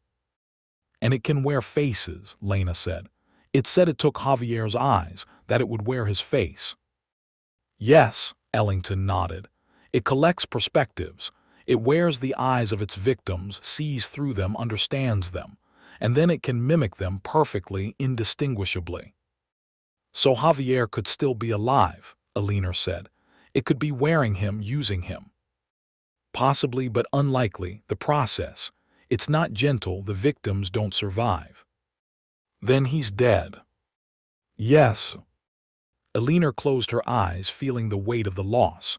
Javier, young and enthusiastic, full of potential, full of life. Gone. Consumed by something that didn't even understand the concept of mercy. The broken monolith, she said, opening her eyes. How do we fix it? We don't, Ellington said. Not exactly. The technology is beyond us. The symbols, the materials, the energy source, we don't understand how they work, but we can supplement them, reinforce them, create a secondary barrier that will hold the entity while we work on a permanent solution. How? With this, Ellington produced a device, small, metallic, covered in switches and dials, a pulse emitter. It generates a field similar to the monoliths, but weaker, temporary. If we place it in the village center, activate it, it will create a zone that the entity cannot penetrate. For how long? 48 hours, maybe 72.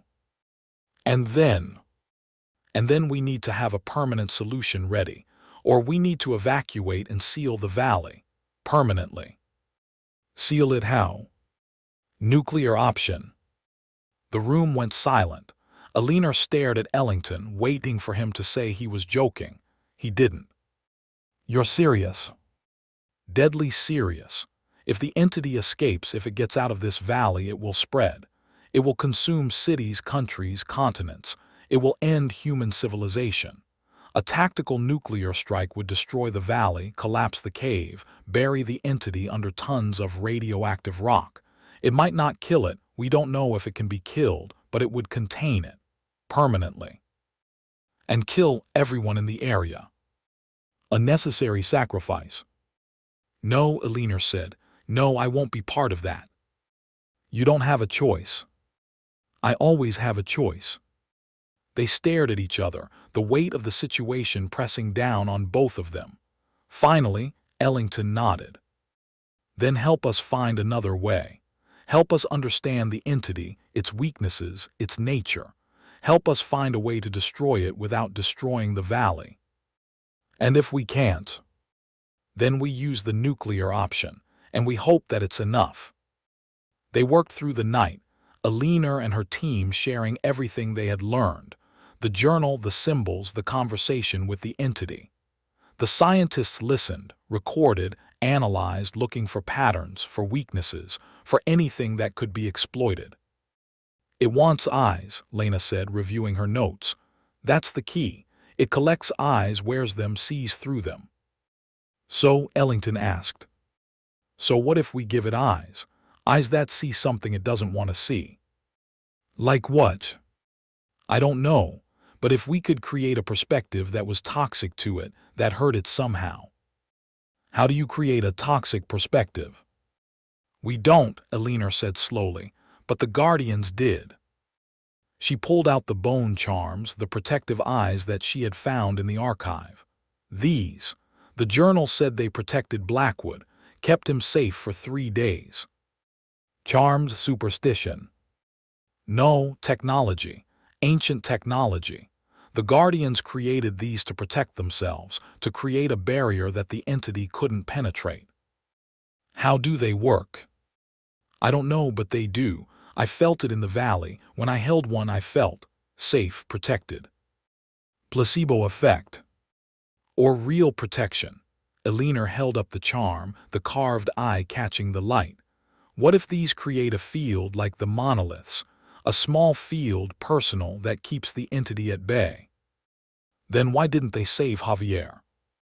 Because he was alone, because he was vulnerable, because, she paused, thinking, because the entity found a way around them, a way to lure him out, separate him from the group, take him when the protection was weakest. So what do? We use them, all of us. We go back to the valley, armed with these, armed with the pulse emitter, and we face the entity. We force it to confront something it can't understand, can't consume, can't wear. And if that doesn't work, then we run, and you drop your bomb. Ellington studied her for a long moment, then nodded. Agreed, but I go with you. My team, my weapons, my operation. Your funeral.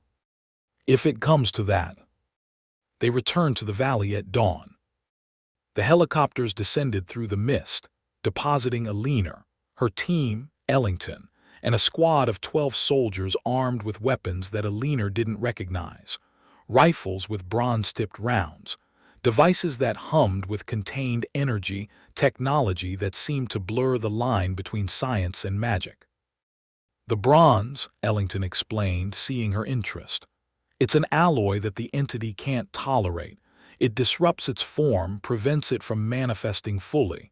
Won't kill it, but can drive it back. Where did you learn that? Trial and error. We've been fighting these things for a long time. They moved into the village, the soldiers forming a perimeter around the circle of monoliths.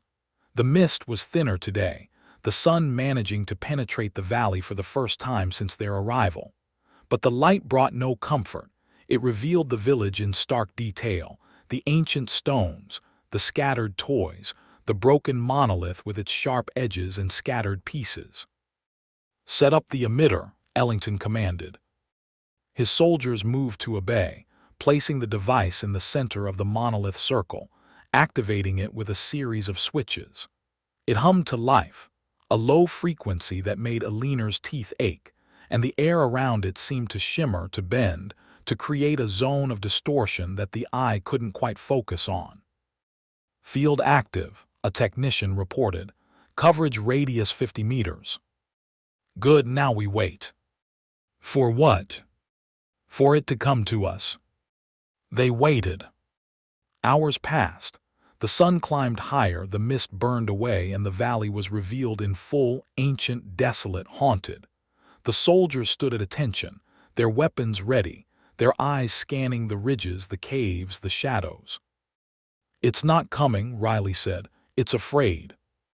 "It's patient," Ellington corrected. "It can wait." "So can we." "No," Aliner stood, walking to the edge of the emitter's field. "We can't wait. We need to force its hand." "How?" "By going to it." "Aliner, no. It wants me. It said so. It wants my eyes, my perspective, my knowledge. If I go to the cave, if I offer myself as bait, it will come. And it will kill you. Not if I'm protected, not if I'm armed." She held up the bone charm, the carved eye. "These work. I know they do, and with the emitter as backup, with the soldiers covering me. It's suicide. It's a chance, the only chance we have." Marcus stepped forward. "I'll go with you." "No, this is my decision, my risk." "Then I'm making it my risk too." He checked his weapon, a shotgun loaded with bronze-tipped shells. "I'm not letting you face that thing alone." "Marcus, we're doing this together, like we always should have." They stood in silence, the weight of years between them, the history of their marriage and divorce, their friendship and estrangement. Finally, Aliner nodded. Together, they walked toward the cave. The entrance was different. The symbols on the flanking monoliths were dark now, the blue light extinguished. The air that emerged was cold again, carrying the smell of decay and something else, anticipation, hunger, desire. "It's waiting," Lena said, her voice hushed. She had followed them despite orders, despite logic. "It knows we're coming." "Go back," Aliner said. "Stay with the others." "No, I need to see this. I need to understand." "Lena, I'm coming." They entered the cave, the three of them moving slowly, their lights cutting through the darkness. The parietal art had changed again. The guardians were gone, consumed, and in their place were new figures. Human figures. Aliner recognized them. Javier, his face stretched into a scream. And others, dozens of others, victims from centuries past, all arranged in a spiral that led toward the chamber below. "It's showing us what it wants us to see," Riley said, appearing behind them. "It's creating a path." "Riley, go back. I'm a journalist. This is the story of the century. I'm not missing it." "You could die." "Then make sure you get my footage out." They descended, following the spiral of painted victims, the clicking growing louder with every step.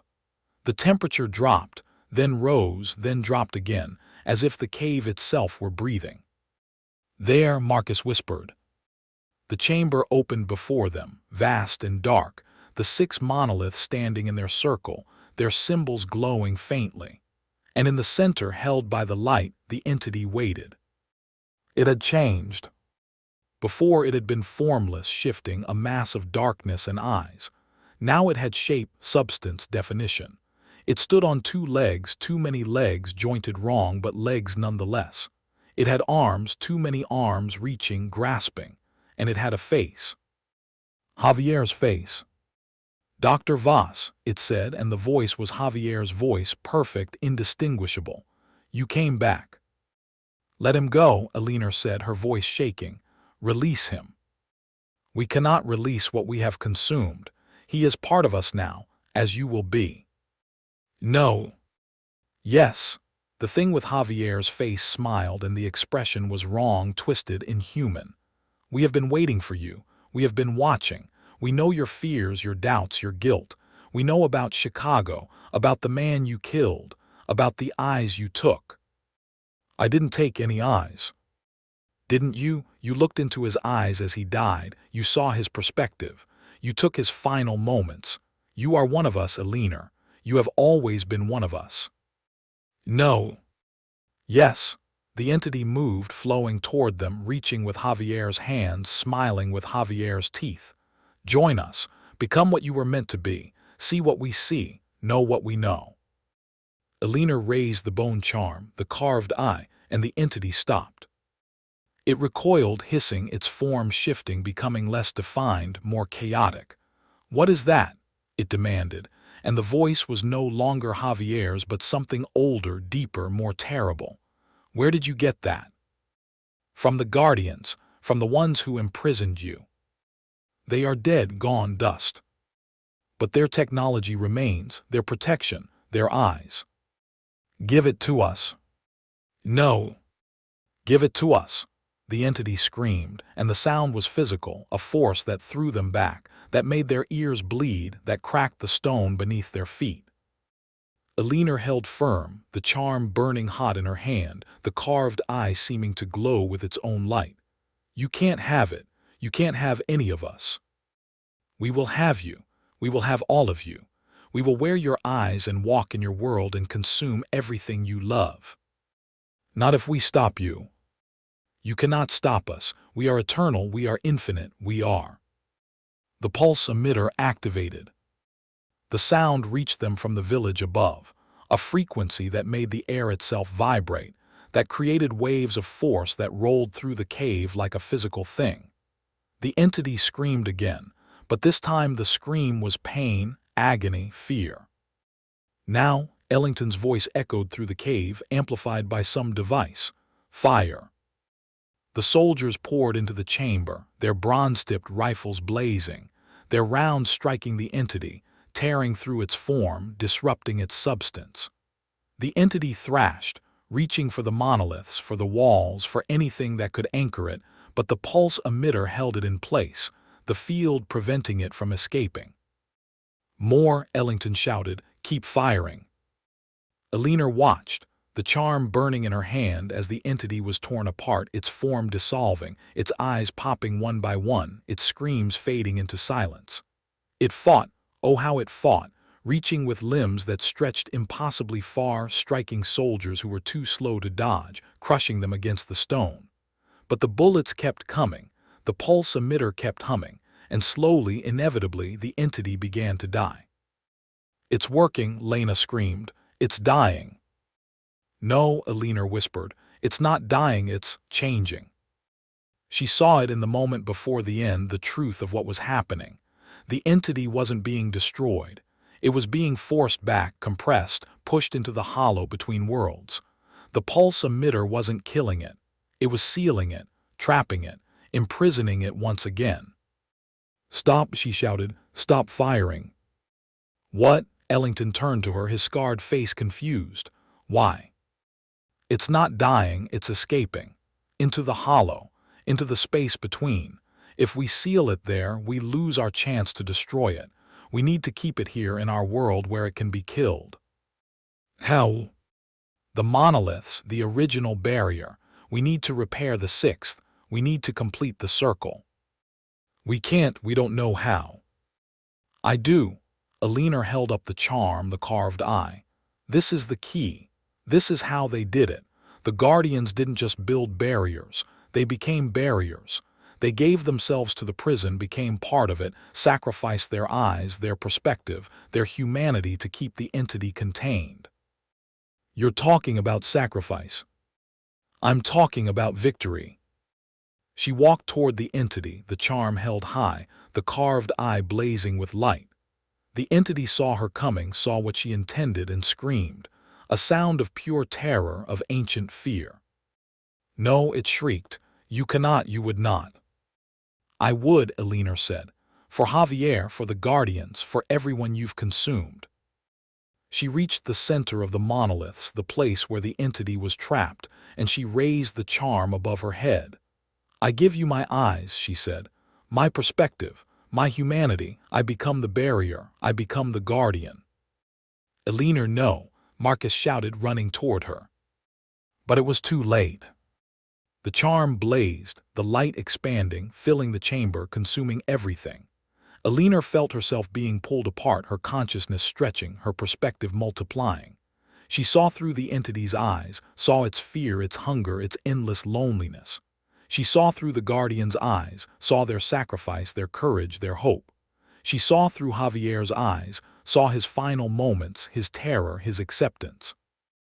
And she saw through her own eyes, saw what she was becoming, saw the choice she was making. "I am the hollow," she whispered. "I am the guardian, I am the barrier." The light exploded, and everything went white. Consciousness returned slowly, like surfacing from deep water.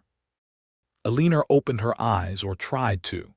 The world was different, changed, viewed through a lens she didn't understand.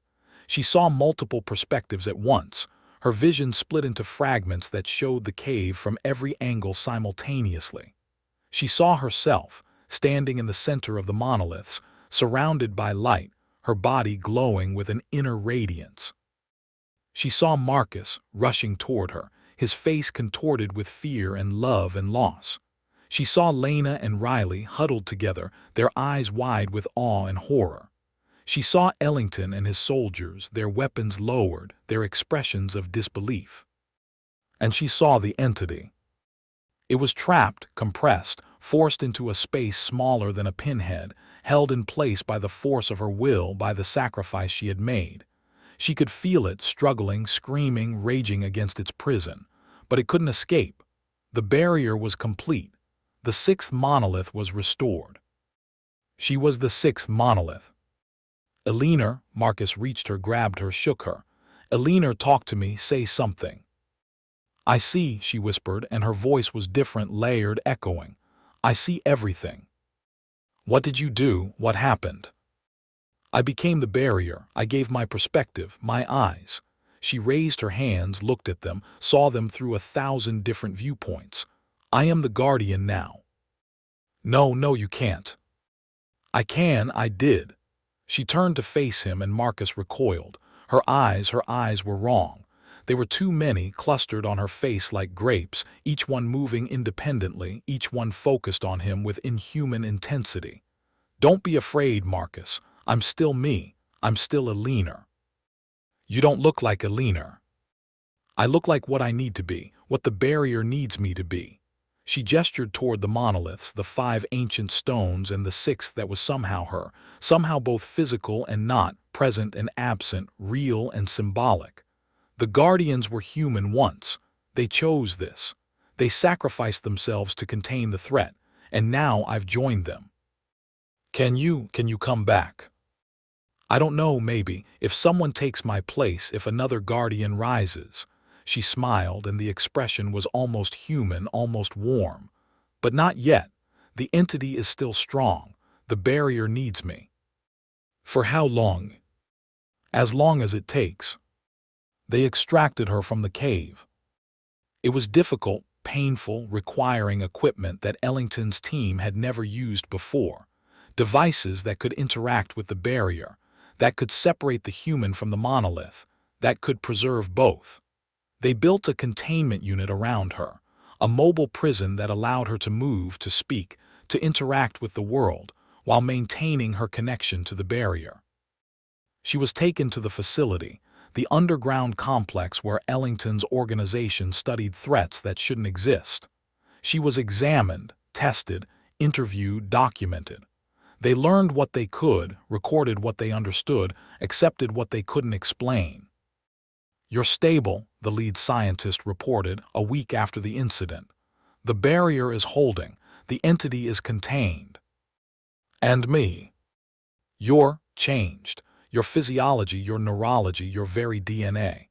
You're not entirely human anymore, but you're not entirely inhuman either. You're something new, something we've never seen before." "A guardian." "Yes, a guardian." Eleanor sat in her containment unit, surrounded by glass and steel, looking out at a world she could see more clearly than ever before. She saw the electromagnetic fields that surrounded every object. She saw the heat signatures of the people who walked past her cell. She saw the fear in their eyes, the curiosity, the awe. "What happens now?" she asked. "Now," Ellington said, entering the room, his scarred face unreadable, "we have a choice to offer you." "What choice?" "You know things. Things about the entity, about the barriers, about the guardians. Things we need to understand. You could help us. Join us. Become part of our organization, our mission." "And if I refuse?" "Then we keep you here, study you, learn what we can, and when we've learned everything, when you're no longer useful," he paused, his eyes meeting hers, "then we dispose of you, quietly, permanently." "You're threatening me." "I'm offering you a choice. Work with us, help us understand these threats, help us protect humanity from the darkness, or become a specimen, a curiosity, a footnote." Eleanor was silent for a long moment, her many eyes blinking in unison. "What about my team? Marcus, Lena, Riley?" "They've been debriefed. They know the risks of talking. They'll be monitored, but they're free to go." "And Javier?" Ellington's expression didn't change. "Javier is dead. The entity consumed him. There's nothing left." "I know, I saw, through his eyes in his final moments." Eleanor closed her eyes, all of them, and when she opened them again they were wet with tears. "He was brave, at the end. He accepted what was happening." "I'm sorry." "Don't be, he knew the risks. We all did." She stood, her containment unit humming around her, maintaining the field that kept her connected to the barrier. "I'll join you. I'll help you, but I have conditions." "Name them." "First, my team is protected. Not just monitored, protected. If any of them are threatened by what we encountered, by what they know, you intervene." "Agreed." "Second, I want access to everything. All your research, all your files, all your history. I want to understand what we're dealing with." "Agreed." "Third, I want to find the other guardians, the ones who came before, the ones who built the barriers. If I'm one of them now, I need to know who they were, what they knew, what they sacrificed." Ellington was silent for a moment, then nodded. "That may be possible. We've found other sites, other barriers, other guardians. Some are still active, some are dormant. And some are dead." "Yes."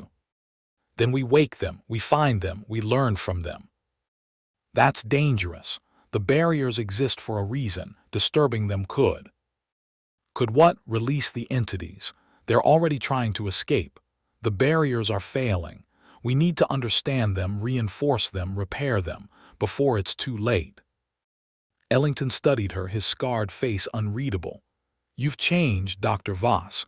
You were a scholar, now you're a warrior." "I'm both. I'm what I need to be." She stepped closer to the glass, her many eyes focused on his single pair. "The entity in Black Hollow was just one. There are others, aren't there? Other hollows, other prisons, other things waiting to be free." "Yes." "How many?" "We don't know. Dozens, maybe hundreds, all over the world, all over history." "And the guardians?"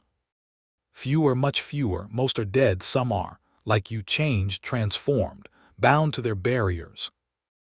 "Then we need more. We need to find new guardians, train them, prepare them." "For what?"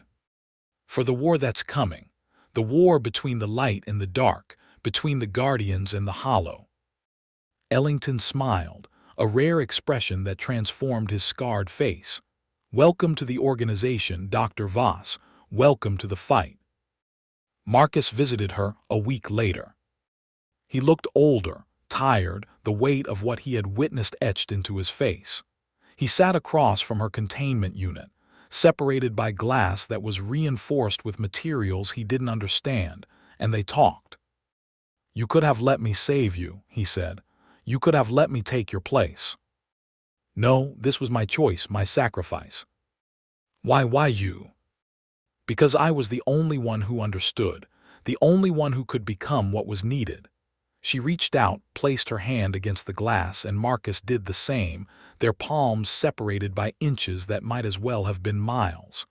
"I'm sorry, Marcus, for everything, for the divorce, for the years we wasted, for not being what you needed. You were what I needed. You were just too stubborn to see it."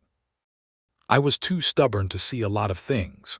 She smiled, and for a moment she looked almost human, almost like the woman he had married, the woman he had loved. "But I see clearly now. I see everything.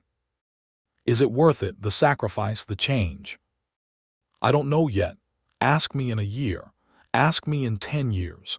Ask me when the barrier falls and the entity escapes and I have to face it again." "Will it escape?" "Everything escapes eventually. Nothing lasts forever, not even guardians." She pulled her hand back, her many eyes focusing on something he couldn't see. "But I'll hold it as long as I can. I'll keep the world safe for as long as I have strength.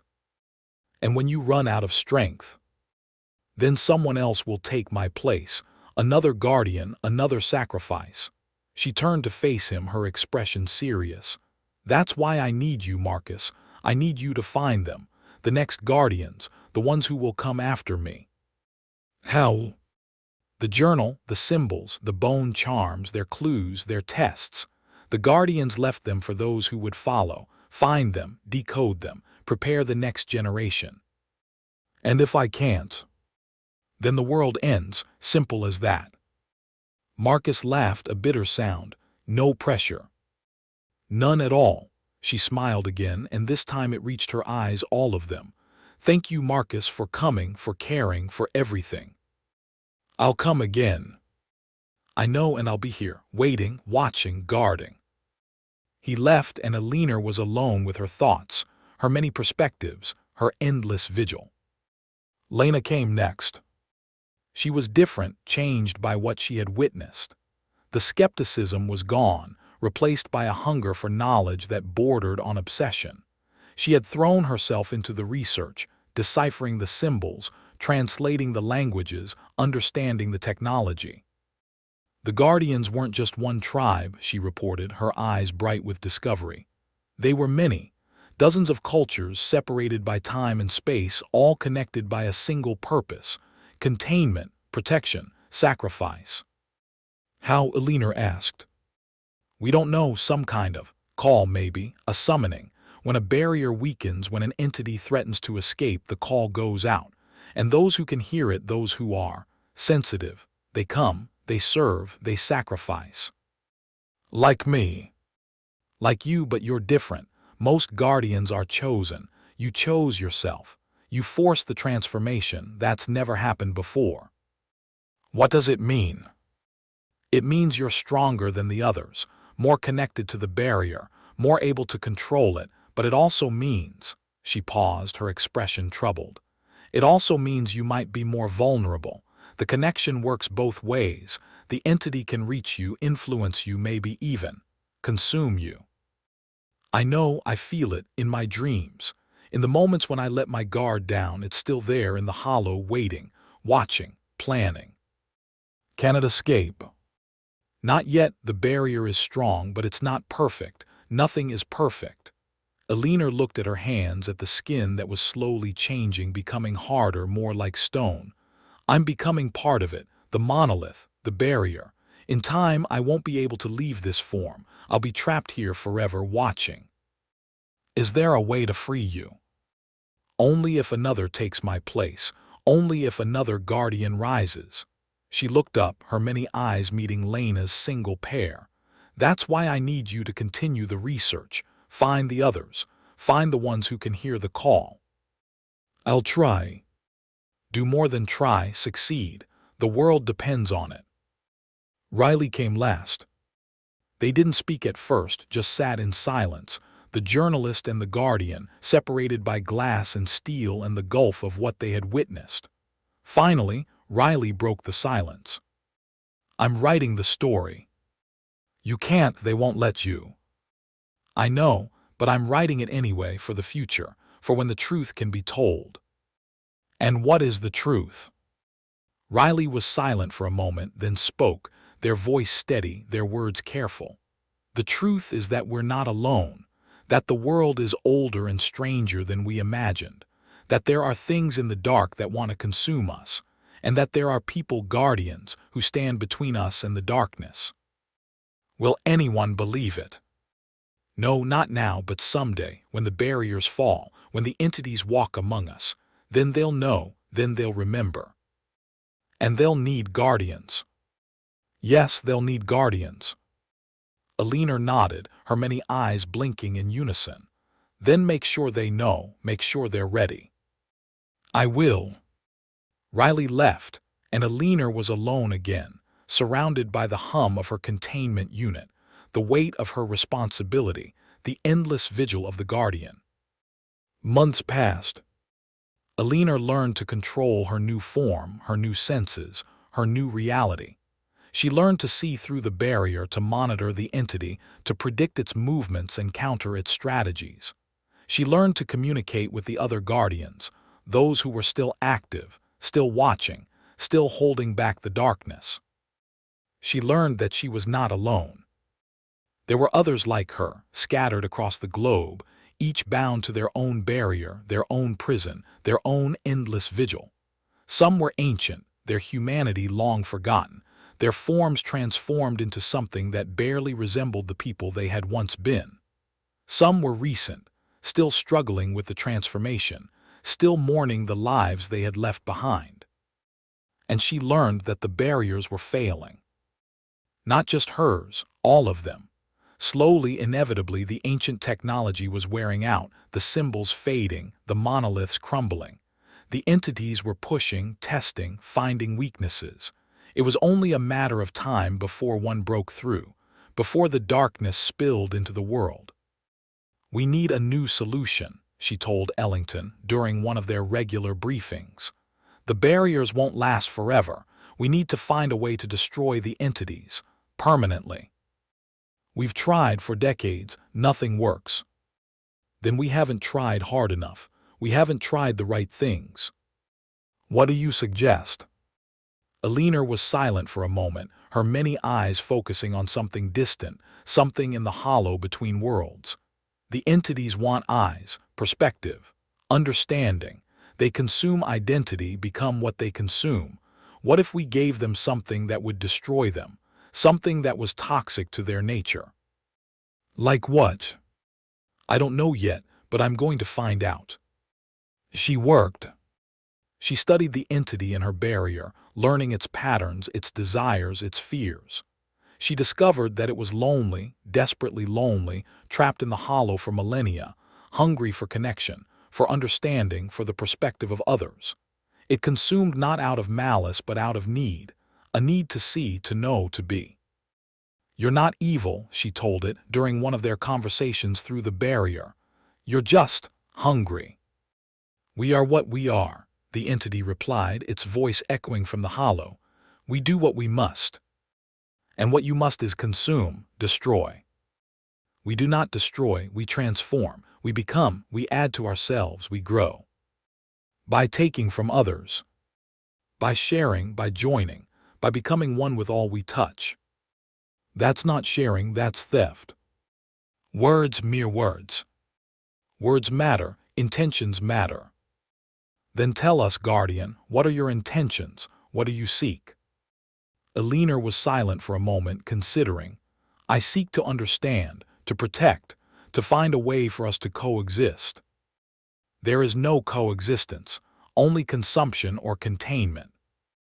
Then we need to find a third option. There is no third option. There is always a third option. The entity was silent, considering.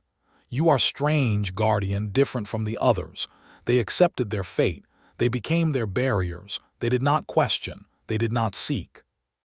I'm a scientist. Questioning is what I do. Then question this. What if the barriers are not meant to last? What if they are temporary, a delay, a preparation? Preparation for what? For the end, for the beginning, for the change that is coming. What change? But the entity would say no more, retreating into the hollow, leaving Alina with questions she couldn't answer and fears she couldn't name. A year passed. Alina had become something else, something more than human, less than human other. She rarely left her containment unit, her connection to the barrier requiring constant maintenance, constant attention. Her body had changed, her skin becoming harder, more stone-like, her eyes multiplying, her senses expanding. But her mind remained sharp, her curiosity remained strong, her determination remained unbroken. "We've found something," Lena reported during a visit. "Another site, another barrier, but this one is different." "How?" "It's active, but not in the way we understand. The guardian there. She's not just containing the entity, she's communicating with it, negotiating." "Negotiating what?" "A truce, a peace, a way for the entity to exist without consuming." "Is that possible?" "We don't know, but she's trying, and she's succeeding. The entity there is calm, controlled, not trying to escape." "How?" "She gives it something. Not eyes, not perspective, but stories, memories, experiences. She shares her life, her thoughts, her dreams, and in return the entity doesn't try to consume her." "It's still a prison." "Yes, but it's a prison with visitation rights, with communication, with hope." Alina was silent for a long moment, her many eyes focusing on something distant. "I want to meet her, this other guardian." "She's in Tibet, the Himalayas. It would take weeks to arrange." "Arrange it." "Alina's your barrier." "Will hold. I've learned to maintain it remotely, to extend my consciousness beyond my physical form. I can visit, I can learn, I can grow. And if something goes wrong, then I return, quickly. But I need to do this, Lena. I need to know if there's another way, a better way." Lena nodded, her expression troubled but resigned. "I'll arrange it." The journey was difficult, even with the organization's resources. Alina traveled in a specialized containment unit, her body maintained by machines that preserved her connection to the barrier while allowing her physical form to move. She crossed oceans, traversed continents, climbed mountains, all while maintaining her vigil over the entity in Black Hollow. And she learned. She learned that the guardian in Tibet was ancient, centuries old, her humanity long forgotten, her form transformed into something that resembled the mountains themselves, hard, enduring, patient.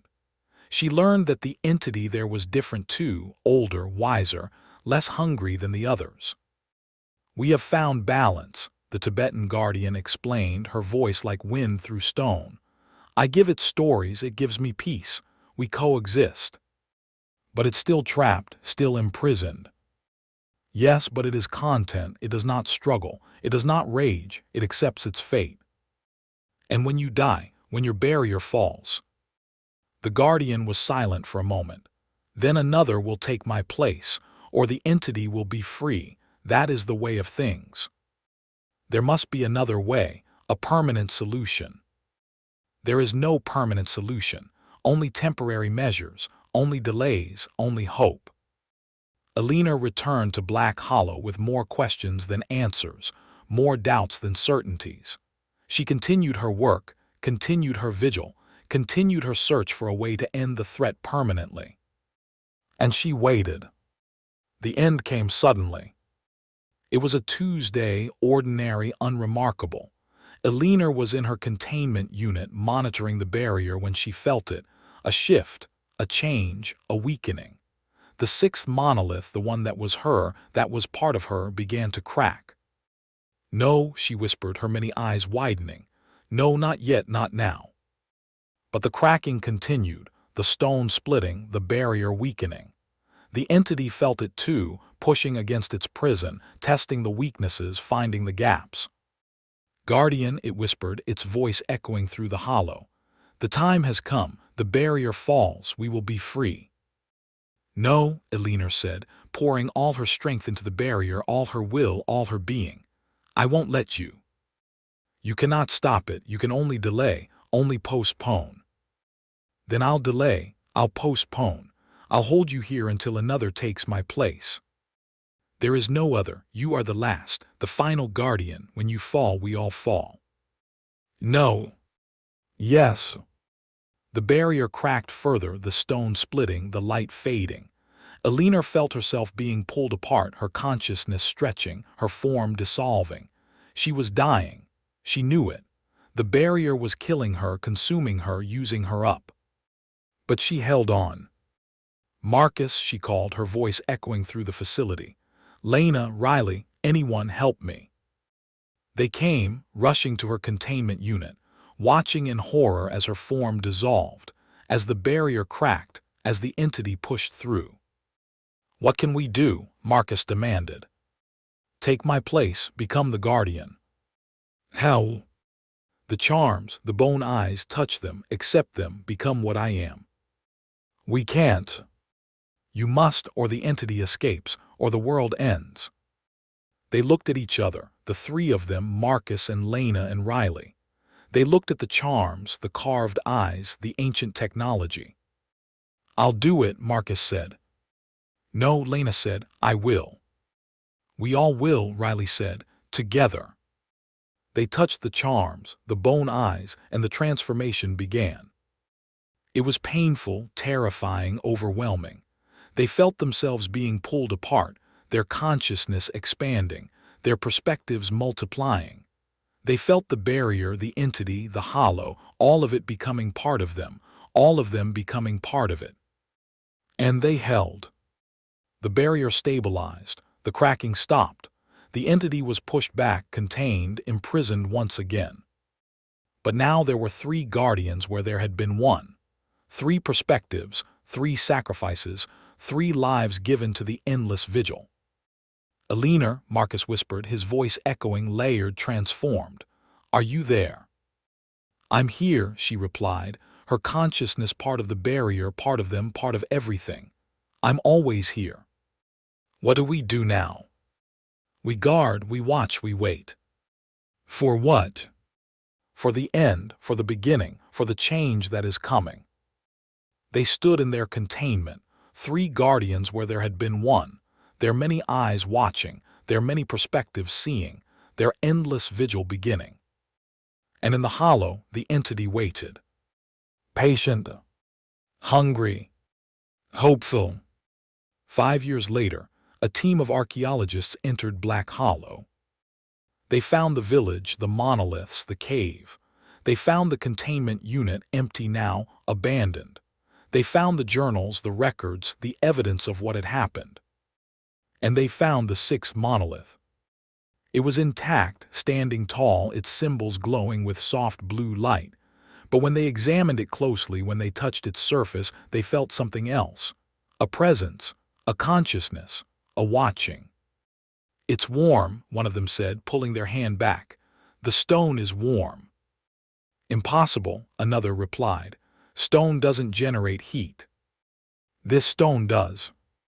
They set up their equipment, prepared to study the monolith, to understand its secrets. And as they worked, they felt it, the watching, the waiting, the presence. Someone's here, the first one said, looking around, seeing nothing but mist and stone. We're alone, the second replied. There's no one here. Then why do I feel like I'm being watched? They didn't know, they couldn't know. The guardians were invisible to them, present but unseen, watching but silent. But the entity knew. It felt them, the new guardians, the three who had taken Alina's place. It felt their strength, their determination, their fear, and it smiled, if it could be said to smile, because it knew. The barriers were temporary, the guardians were mortal, the vigil would end. And when it did, the hollow would be free. The hollow would call. And the world would answer. Thank you for listening to tonight's stories. If you enjoyed them, please leave a like and subscribe.